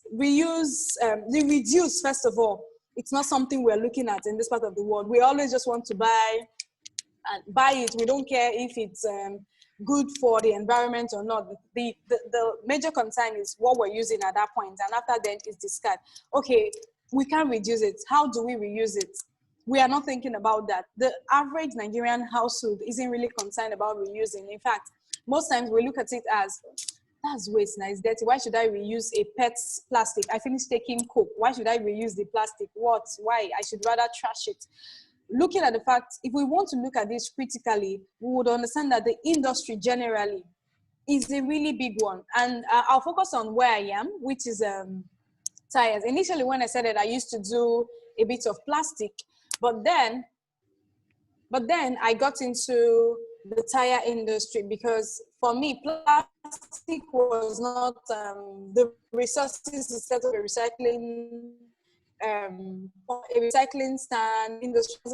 We know what it looked to put myself head over heels because I know at that point I couldn't really have the phone. So I started from where I am. And this particular image on the screen, it trended, it went out just like a joke. And that particular day I got calls, it was all over the news, it was all over the website, it was on almost every platform. I didn't plan it. It just happened. And then I had to go back to the drawing board to say, okay, if this is bringing this level of attention, it means there's something untapped from this industry that I can get. So I had to go back to find out, okay, it's not just about the whole social media farmsy per se. How can I translate this entire social media boost at the moment into fund, and at the same time teach people as many as possible, so that I know I'm not the only person that is tapping from this industry, because there are too many tires. I can't recover all the tires. I can't repurpose all of them. We have even the ones in Port Harcourt. I don't think in the next 5 years I'll be able to use all of them to make furniture. So I had to look at the business aspect of it, because as we know, money is very important if you're running, even as a social impact. Even if you're running a social impact project, you need funds to be able to carry out community outreach and the rest. I'm sure Mr. Taiwo will understand.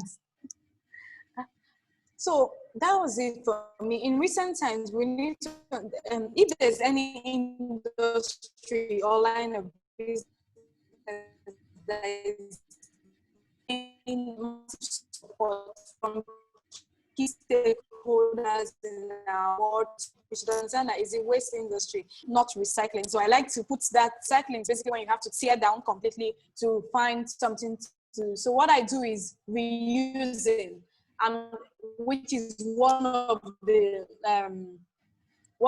three major plans when it comes to the waste to wealth industry. So it's either you're reducing. So basically in the world, we need to understand that there's over one, like when we look at it, we realize that, hello? Yeah, we can hear you. Am I too fast? No. I'm not too fast, right? No, you're not too fast. Okay. Yeah. So basically, I look at the fact that we have over 1 trillion tons of waste that is generated at the household level and in industries. And it doubles per day, it doubles per year, because for every single day, there are new people being born, people get older, people would always eat. That's household waste. Basically, people will always take PET drinks. PET companies will not stop producing. That's for plastic. Cars will not stop using tires. That's for tires, and every other single waste. So it's not something, waste is not something that is ending soon or stopping soon. So it means the market is really, really open and is wide for new entry. So when we look at these things, we need to understand the fact that Nigeria generates so much, like hundreds of millions of recyclable items. That's tires, plastic, rubber, as whatever you can call them. And what can we do with this thing? Because when I did my research, basically, when I was trying to switch from tire nature, that's what I call the product, because it's furniture, but it's made with tires. So I just removed the four and made it tire nature. So there's like a brand around it. When we look at it critically, we understand the fact that what is the end use of tires on an average in Nigeria? Either we're burning them, we're using them to do bonfire nights, we're using them in the abattoirs, slaughters to roast meat.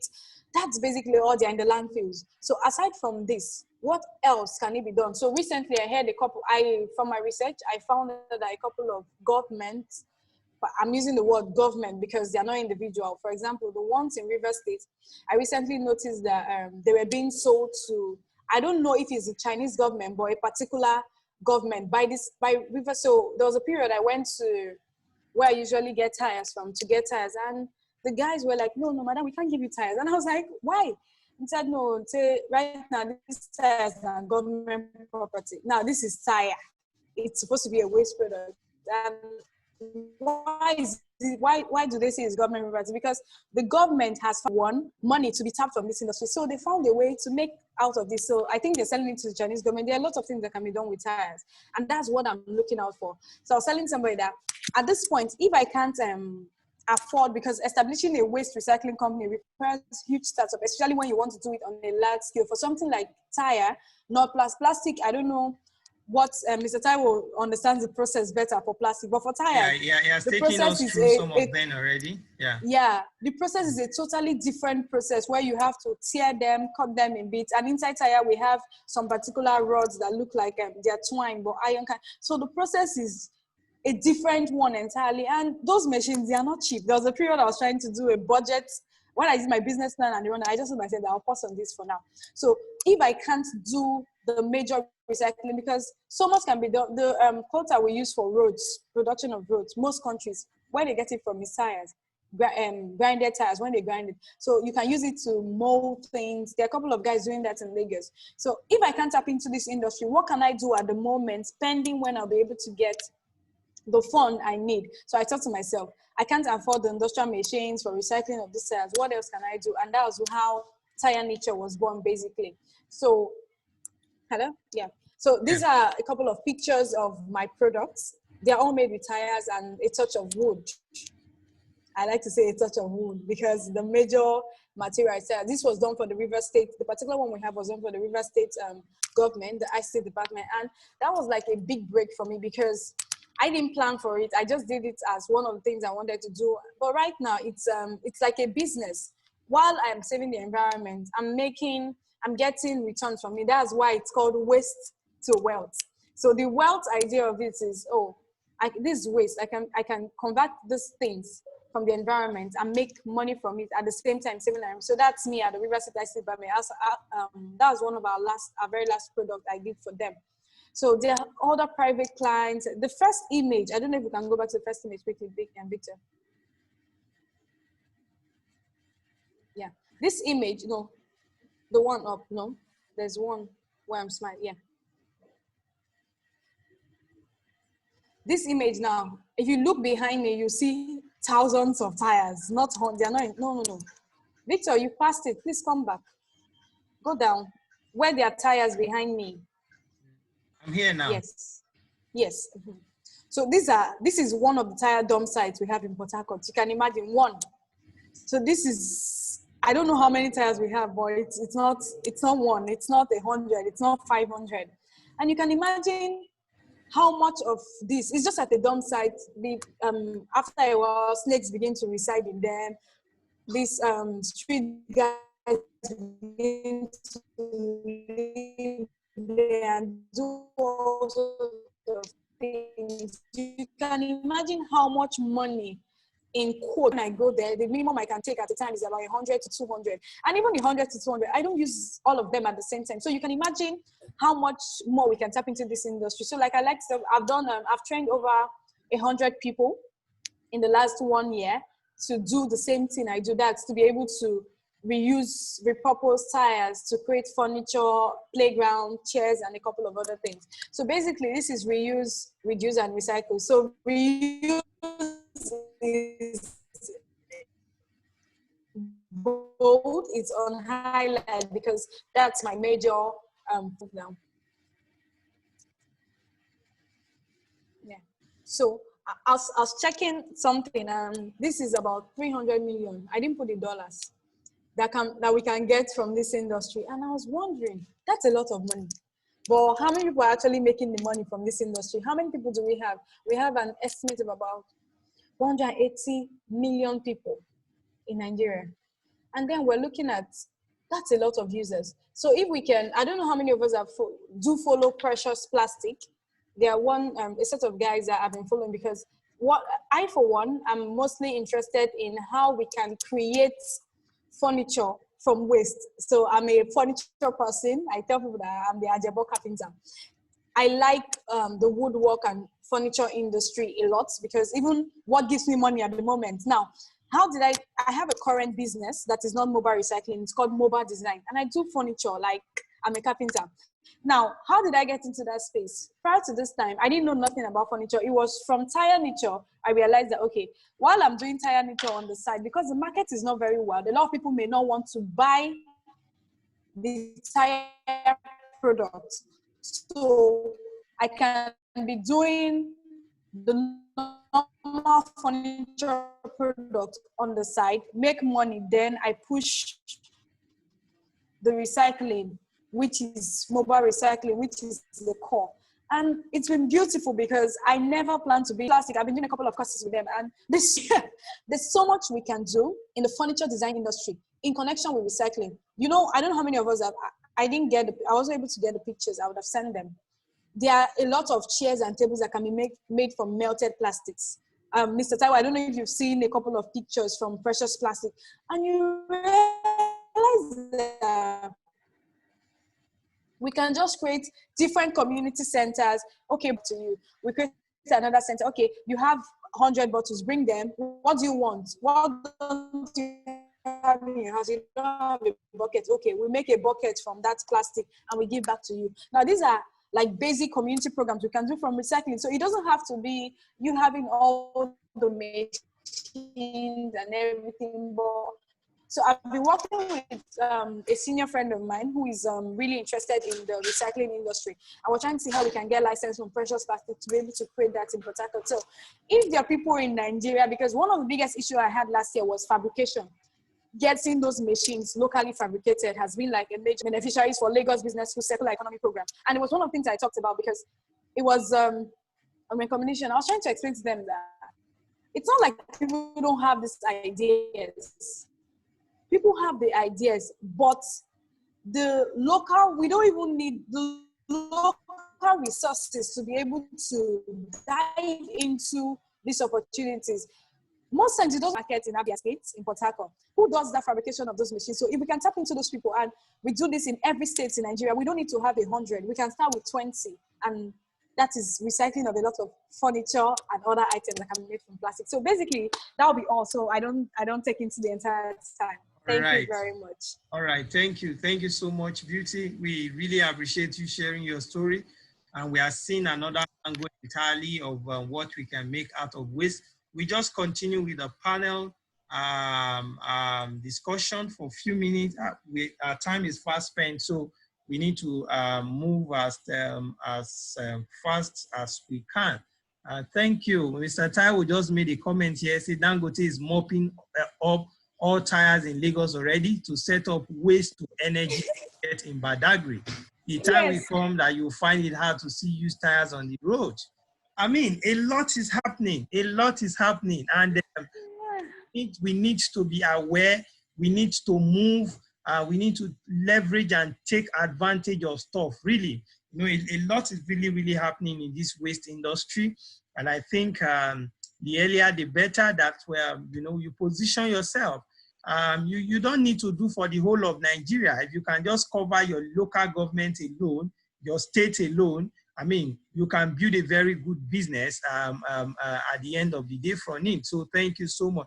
Poppy, do we still have you there? We just take a few things. Please, if you have questions, you can begin to drop your questions so that I can tie this up. Latest by 2, we should be out of here. If you have questions, you can drop them. I already have some already. Then we just move straight into our portion. So so Poppy, this is for you.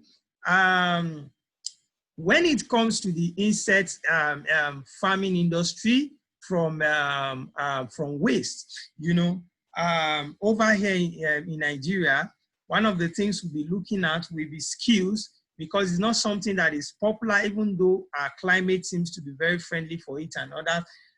We'll be in times of skills, and then we'll be in times of funding. Can you talk to us a little bit? Is it capital intensive? Is there a way of starting on a small scale? Are there unique skills that is needed when looking at insect farming from waste? And then if yes, you know, how do we acquire some of these skills to, you know, to position us? Yeah. Yeah. Okay.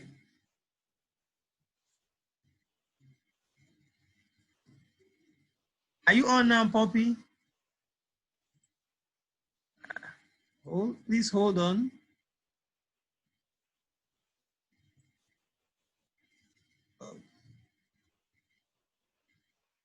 So sorry, Poppy. Okay.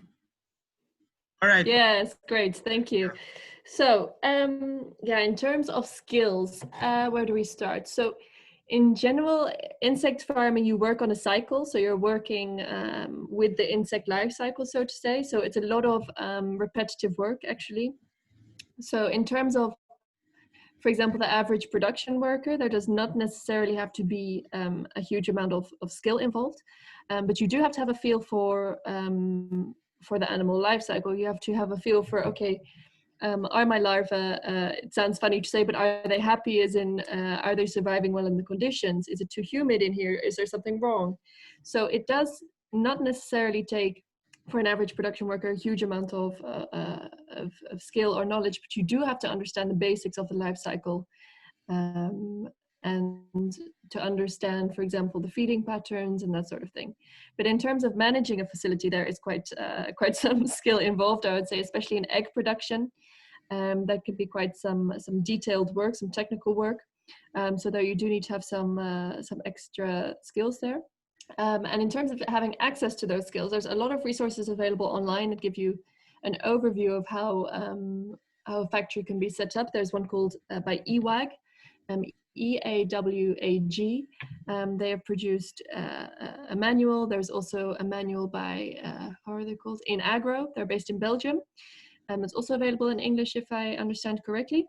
But a lot of it is hands-on learning. So you can learn a lot online and through the screen, but really getting stuck in is what you need. And I hope that we will be able to offer training soon in Nigeria and workshops. So please keep your eyes out for that.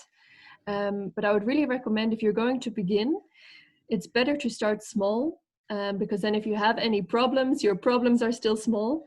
Whereas if you're going to start with a huge factory and then something, for example, your temperature is not controllable anymore, then you have a massive problem. So really the scale of your business, start small to get a feel for the life cycle, to understand the practical tasks that have to be done. And so then, for example, as you scale, you can also train the staff that need to come in, your production workers in what needs to be done, and that you, as a manager, for example, can keep a good overview of the factory or rearing facility, I can better say, and really make sure that you understand all of the variables, for example, temperature, humidity. There's a lot of things going on actually from a technical perspective. Ventilation needs to be in place. So as you scale, your production, of course, gets bigger, but also your potential to have a disaster gets bigger. So please start small, and really learn it and really get a feel for it. That's what I can really recommend. All right, thank you, Poppy, thank you for that. Beauty, are you there? So I want to come to you now, Beauty. Are you there? Let me try on mute. Yes. Yeah. So Beauty, can you tell us? You said you've trained quite a number of persons.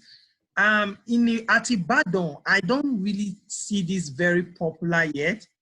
There was a time I was trying to even look to buy and put in my own room. I wanted to buy the one that I can just sit on it, because I like a bit of art and craft. So I was looking for somewhere I can get that around Ibadan, that they can make it with very good Ankara fabric and stuff like that. But I really have not been able to spot a place. Maybe there is, I don't know, but I've not spotted any place either.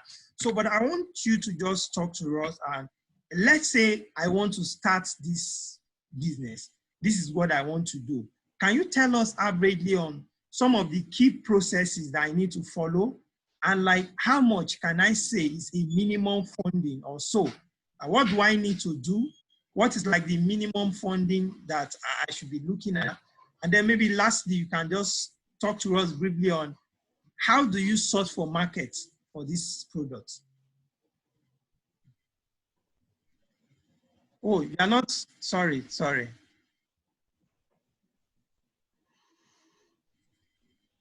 Okay, yeah. Okay, yeah. It's actually funny what I was when I said, actually I said that with that it doesn't cost so much, but that was because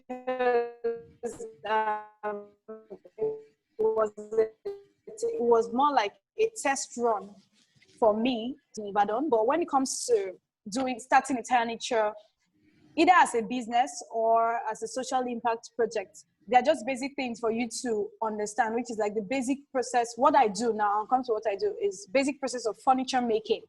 So, which I didn't learn from anywhere, actually. I learned on YouTube. So there are a couple of videos, resources that I'm open to giving online trainings for free. So that's one. But what you need to do basically, with the explanation I'll give you, anybody can do that. So basically all you need to get is foam, furniture foam. You need to get your tire, disinfect it.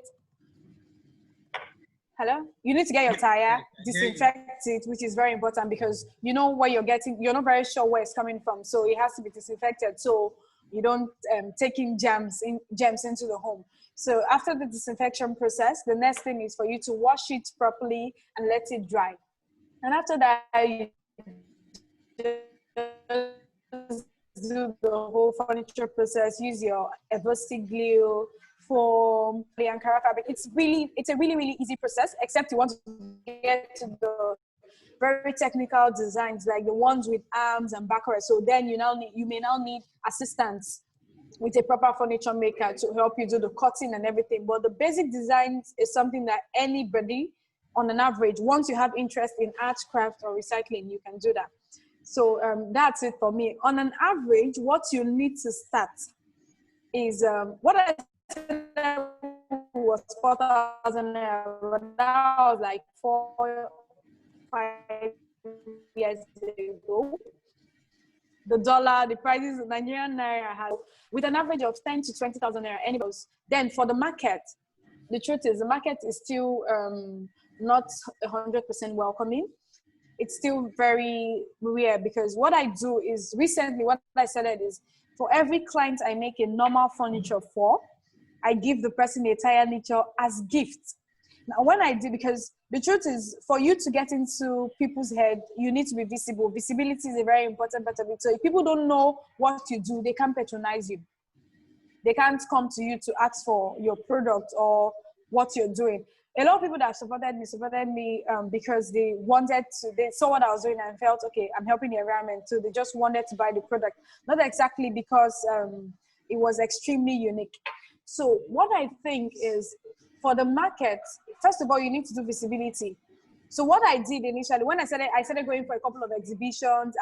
When it's World Environment Day, I find out total shell of organizations that are doing exhibitions, and I write to them and say, okay, can I come and exhibit my product at your place? This is what I'm doing.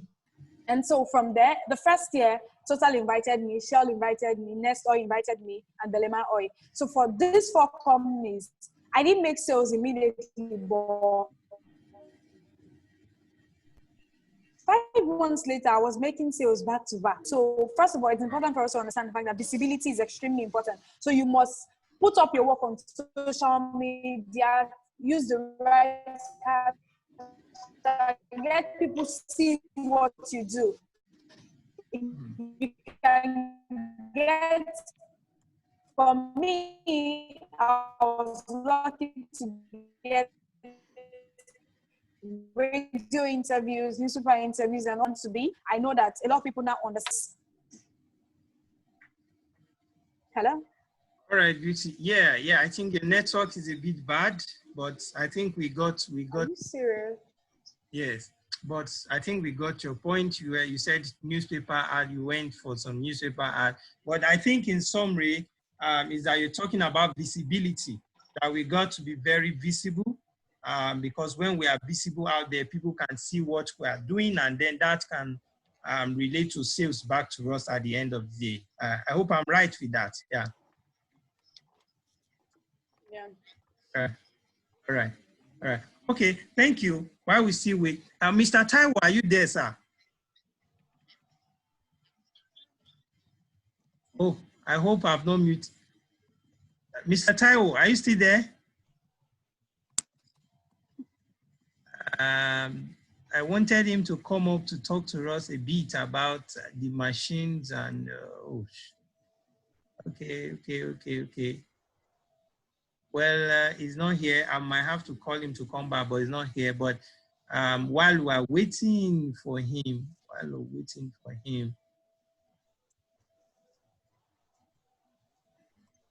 okay, sorry.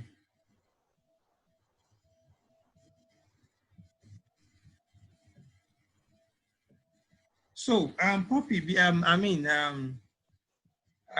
hello, Poppy, are you there?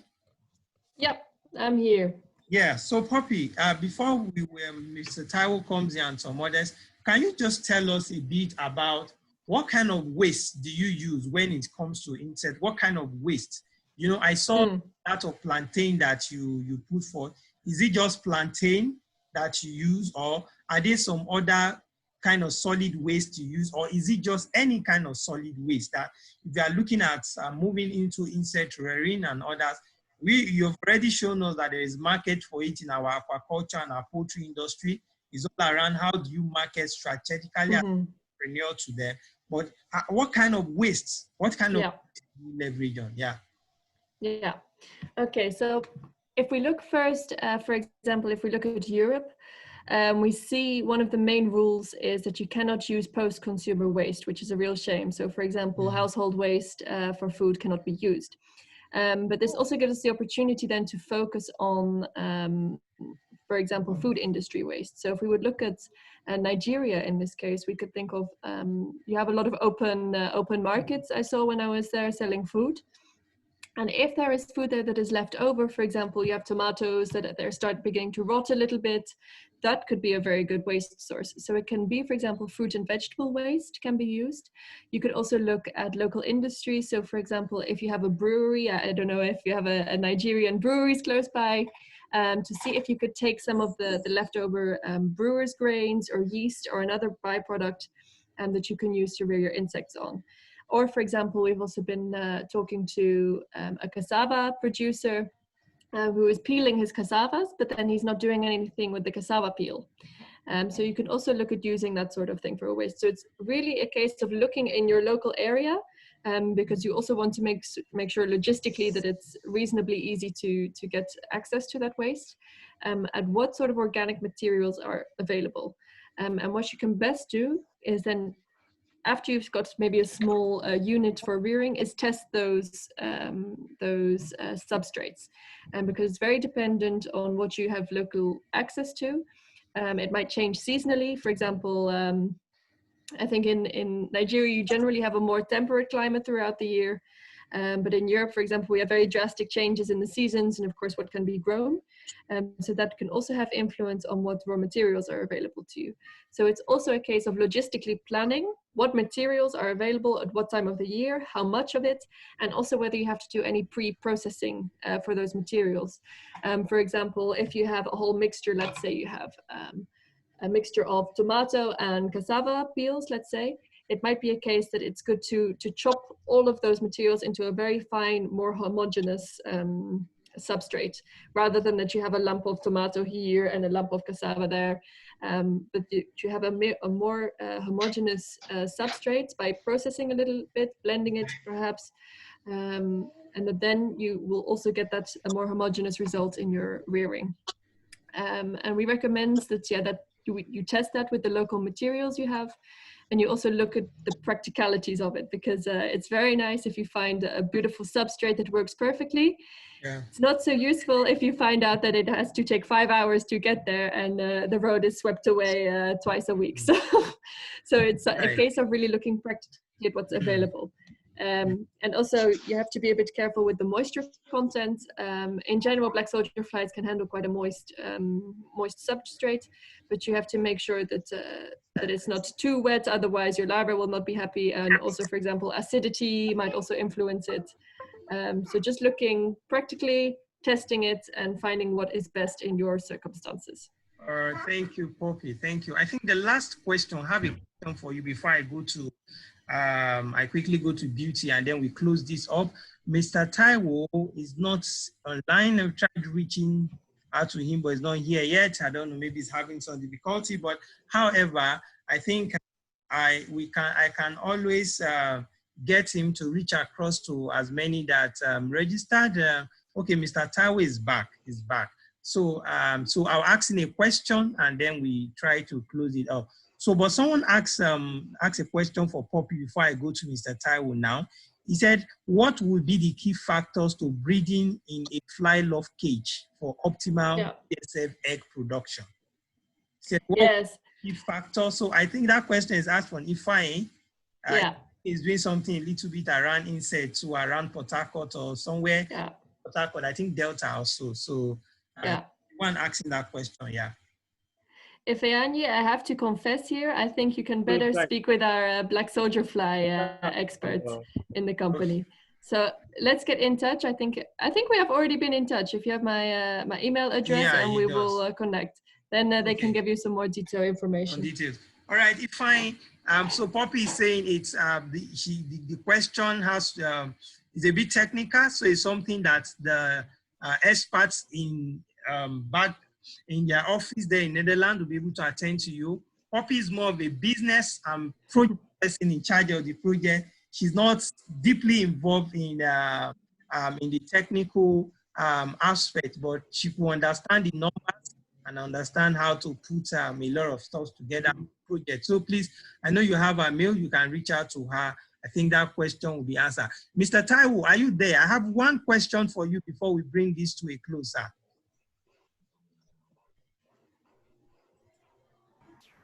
I'm back. Yeah. Sorry, so, the network. Oh, the network. So sorry. We'll be ending this soon. A lot of questions for you, but I just want to summarize questions so that you could look at. Number one, we have people that are already asking that your plant that you have in Lagos, that is there a they can come to do like a visit, maybe a tour, you take them through and let them see how they can start something by the side. If that exactly. Yeah, it's very possible. In Lagos, we have about 4 sites. We have in Festac, we have in Oshodi, we have in Butimeta, we have in Igondo, and we just opened another one in Imo State, in Owerri. So it's very open to anybody that wants to come. I'm ready to take them on a tour, step-by-step guidance. So in fact, September 4th, there's another event coming up, and the organizer are even planning to sponsor about 10 people, which I'm supposed to organize a training for, and how to start and how to establish on their own. So I'm ready to take them on a tour, step-by-step guideline, and so on. I hope that for September 4, is it a physical event in Lagos or where we No. It's going to be online too, but during the process of online, they are going to do a kind of raffle draw to pick about 10 people that the organizer, they are going to sponsor them. I'll be done to train them on how to set up disability study, how to access grants and funds and so on that. Oh, that would be great. I don't know. You could share the link with us. I think a few people might be interested. Yeah, I think I've posted it on my WhatsApp. I sent them to you so you can also share. Okay, please share with me. So let's see how to. Okay. So that will be one. The second question is on the area of the processing. They said you spoke about a mini plant, a mini grinding crusher. A crusher. So, yeah, the fabricated one within Nigeria. That is a crusher. So. Yes. Now, questions are asked around that, okay, for this crusher, how much will it cost? How do they assess it? That is one. Secondly, they saw images of the ones that were grounded into, as if they are becoming like flakes, pellets, and so on. Yeah, so they were asking now that apart from the crusher, what if you want to do it further by grinding it so that you can now sell directly to this company instead of just crushing alone? Is that possible? And are they locally fabricated machineries that can do this that will be affordable for a young person to start? That is two. Should I say the third one? Maybe you just combine it together because of time. No problem, yes. So the third one is around sourcing. Questions we are asked that, how do you put a system together for sourcing? That if you are looking at plastic, that's what you want to start it, or you're looking at car. Now, if you go and be collecting waste from different homes, the waste will contain different smelling and different stuff. It will take you a lot as a young person that is starting to employ people that will start doing the sorting for you. That is there a way you can put a strategy together that will help you collect just purely plastic from homes or just purely cans from home or something without not employing people to do that for you? And so somebody was also asking that the plastics can occupy space even though they don't have weight. If you have that, you don't need to rent a land where you now begin to store this thing and do so. People are beginning to, they're interested, but looking at the complexities of this thing, that how do you simplify it based on your own experience for somebody that is a young graduate, he doesn't have a job, but is passionate about this? How do they go about it? Yeah, let me start with the crusher. The crusher is made locally and with less than 500,000 naira. That is in Lagos. Even in Ibadan, I know some local fabricators already in Ibadan. They can do it cheaper. And you can even get funding. Presently, as we talk, Coca-Cola Foundation is giving out a lot of grants. I know about 2 or 3 organizations in Lagos that got $100,000 cash from a Coca-Cola Foundation, because they are the producer of this item and they have the responsibility of taking it back. In Nigeria today, there's a policy called EPR, Extended Producer Responsibility, whereby every producer are responsible to take back. So at the end of the day, we get funding from the producer, from Coca-Cola, Nigerian Breweries, 7-Up. They are ready to fund most of these projects. As long as they're ready to demonstrate, oh, I'm coming from Ibadan, this is the amount of plastic I can recover on your behalf. They are ready to fund you. So getting the machinery is very simple. Now, there's a bank called Heritage Bank. Heritage Bank are even coming up. They have a fund strictly for recycling. They are ready to give free training, free branding, and so on. As long as they find out, okay, this is what I've started doing already. And let me give a very good example. I told of those cart pushers. Most of those cart pushers are billionaires. They come to your house to give them your waste. You pay them 200-300 naira. They take you to what they call a segregation center. They separate these items and say, for instance, a ton of aluminum can is 300,000 naira. So you can imagine what those guys make. I was speaking with one of them recently. He said he's building his storage house now in Adamawa, a cart pusher from waste. Now, coming to space, coming to collection, very simple. Like I told you in Lagos they introduced what they call Lagos Recycle, whereby every household you separate your waste, your plastic, your aluminum can. These items, they don't smell. As long as you're able to separate them, it's not from the gutter, it's not from the dump site. So right from your household is separate. And I gave you another example. Nigeria, especially in the southern part, we love a lot of parties every weekend, even not for COVID. Every Friday, Saturday, Sunday, there's a lot of parties, a lot of clubs. Simply go there, tell them, after your party, I'm coming to clean for you for free. But you're not doing it for free. You know, you're just speaking. What do you need? All you need is just a net, just this mosquito net. 800 naira is all you need to buy and start keeping them there. So these are little ways. You don't need millions, thousands to start. Then for space, all you need is an open space. The plastic bottle is either the rain or the sun doesn't affect it. All you need is just an open space. But it needs to be secured, because once people find out, this guy that is keeping this plastic, what is happening? You wake up the next morning, all the plastic is gone. So like I tell you, before the end of the year, a time will come, once people see you drinking water, they'll be hanging around you just for you to throw your plastic and see them fighting. Now me first take them, now me first grab them. So that time is coming, but there's a policy already in place that every organization, every individual, every household now must start separating their waste. The law was signed last month by the president, the Sustainable Waste Management Policy. It has been signed into law by Mr. President last month. And if you go through the law, there's some section there that state that every organization, every producer, even every importer of item must take responsibility. So there's a lot of fund. There's an organization called Food and Beverages Recycling Alliance, FIBRA.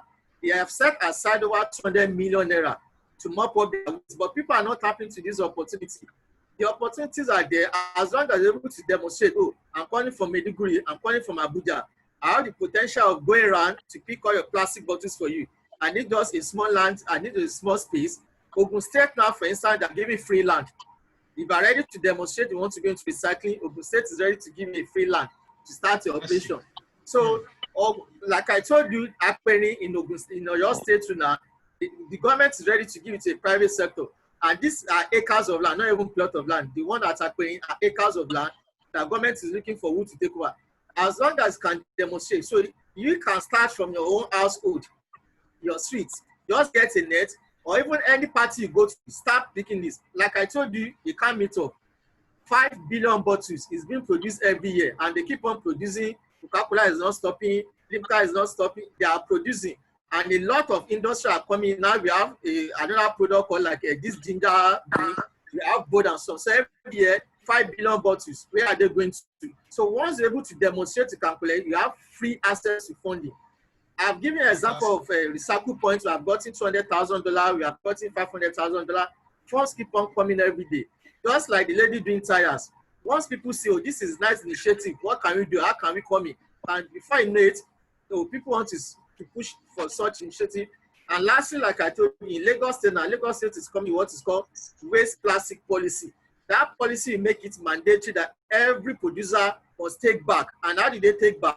Through entrepreneur, through young people that can demonstrate. All they want to do is, we're into production of water, we're into production of soft drink, they can't go into recycling, but they can come to us and partner with us that way. I can do collection, I can do this. What support do you need? I need a machine, I need a space. They are ready to give. The opportunities are there, but we are not tapping into it. Thank you. Thank you, Mr. Taiwo. This is mind opening. This is great. So I think we'll bring it to a close soon. But a question came in, and I think Mr. Taiwo is very important. And the person, from the person's question, I feel that is something we need to look at so that this will not just be another webinar or another seminar, but rather it can bet something. So the person is advising, is suggesting to me that since waste is also something that I've been interested in personally. Actually, I did a bit of waste when I was in Port Harcourt. I did waste to help children to go back to school. So what I was doing then is that those children I met them on the street. They used to select PEP bottles. So, and instead of them being in school, they were always selecting PEP bottles to sell. So I got involved, although I even got beaten several times by their parents. They're like, what is my problem? Why am I following them to the house to talk to them? But so I started working with these children. After school, they will select the PEP bottles and give to me. We sell those PEP bottles.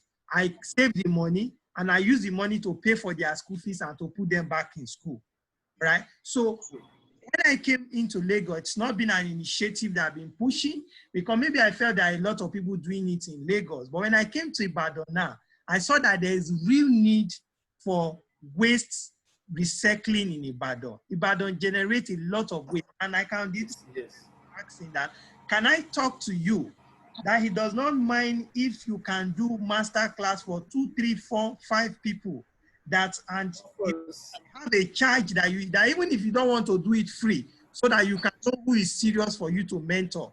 That if you are a charge to it, that most of this funding that you said, that an average person like us may not know how to access this funding and access those land. He said, but through you, we can know how you can help us put our proposal, our planning together, even if it's 3 businesses around ways that can be bettered from this event. And we know that we have 2 or 3 people doing waste, and it's out of the fact that they encounter you in this event, and you can help us to see how we can access some of this funding and possibly come to your facility any of those Saturdays and for you to take us through, and then we see how to get funding and how we can get a mentoring support from you so that we can raise another generation of waste entrepreneurs in Ibadan. So the person said he feels that this should be like a cup of this event. While we are waiting for the insert people to come to Ibadan next year, and we see people interested to take advantage of it, that he feels for this, with that I should ask you if you don't mind that he doesn't mind there's a cost attached so that you will see the ones that are serious, and then you can mentor us and help us put structures together. Yes, very much. I'm very much open to partnership. In fact, there's a program I do in UI every month.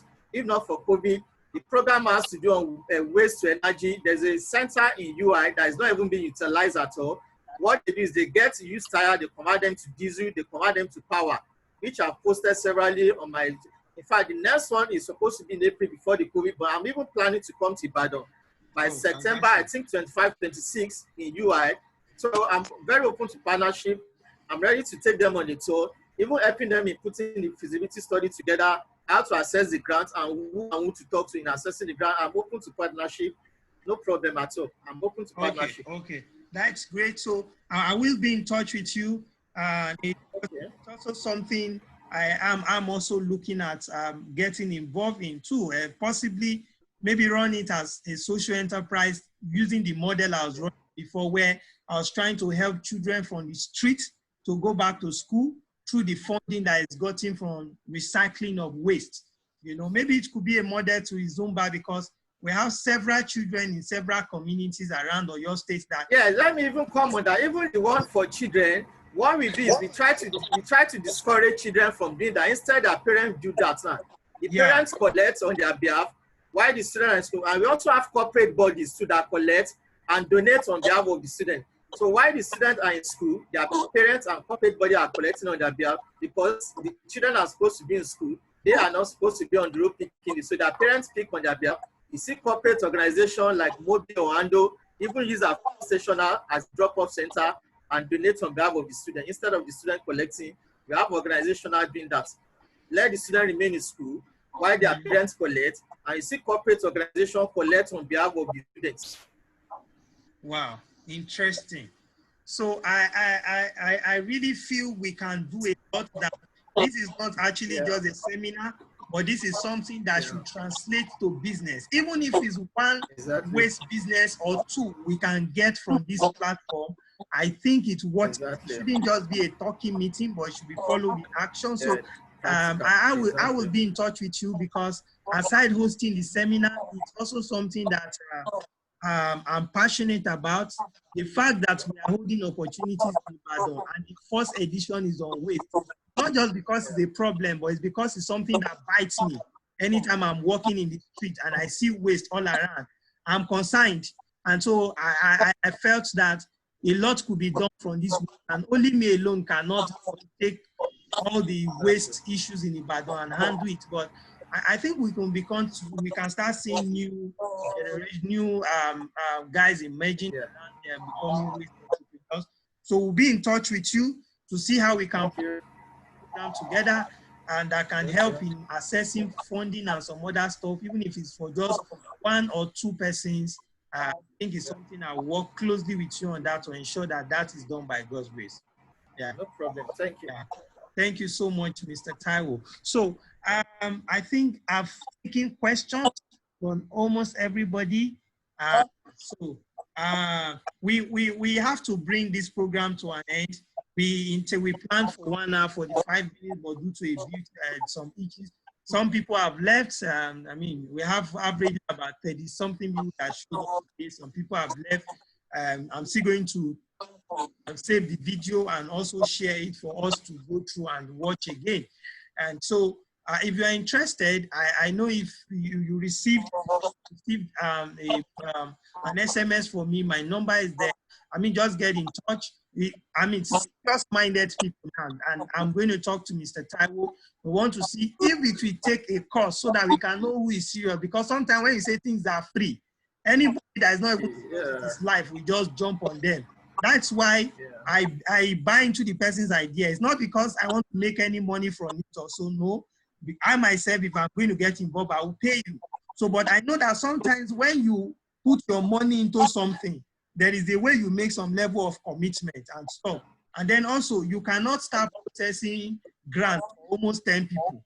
So the number might be so high, so you will not be able to monitor us and follow us well. So even if it's 3, 4, 5 people we have, and we can have them stationed across different parts of your state that do something, I think it will be a very good and welcoming idea for me.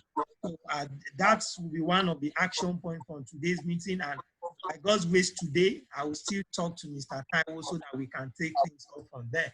And so thank you, Mr. Taiwo, once again. Poppy, thank you so much for creating time to join us. Thank you. I believe we involve Mr. Taiwo in subsequent meetings on for the stakeholder meetings on INSET. He seems to have vast knowledge about the waste system in Nigeria.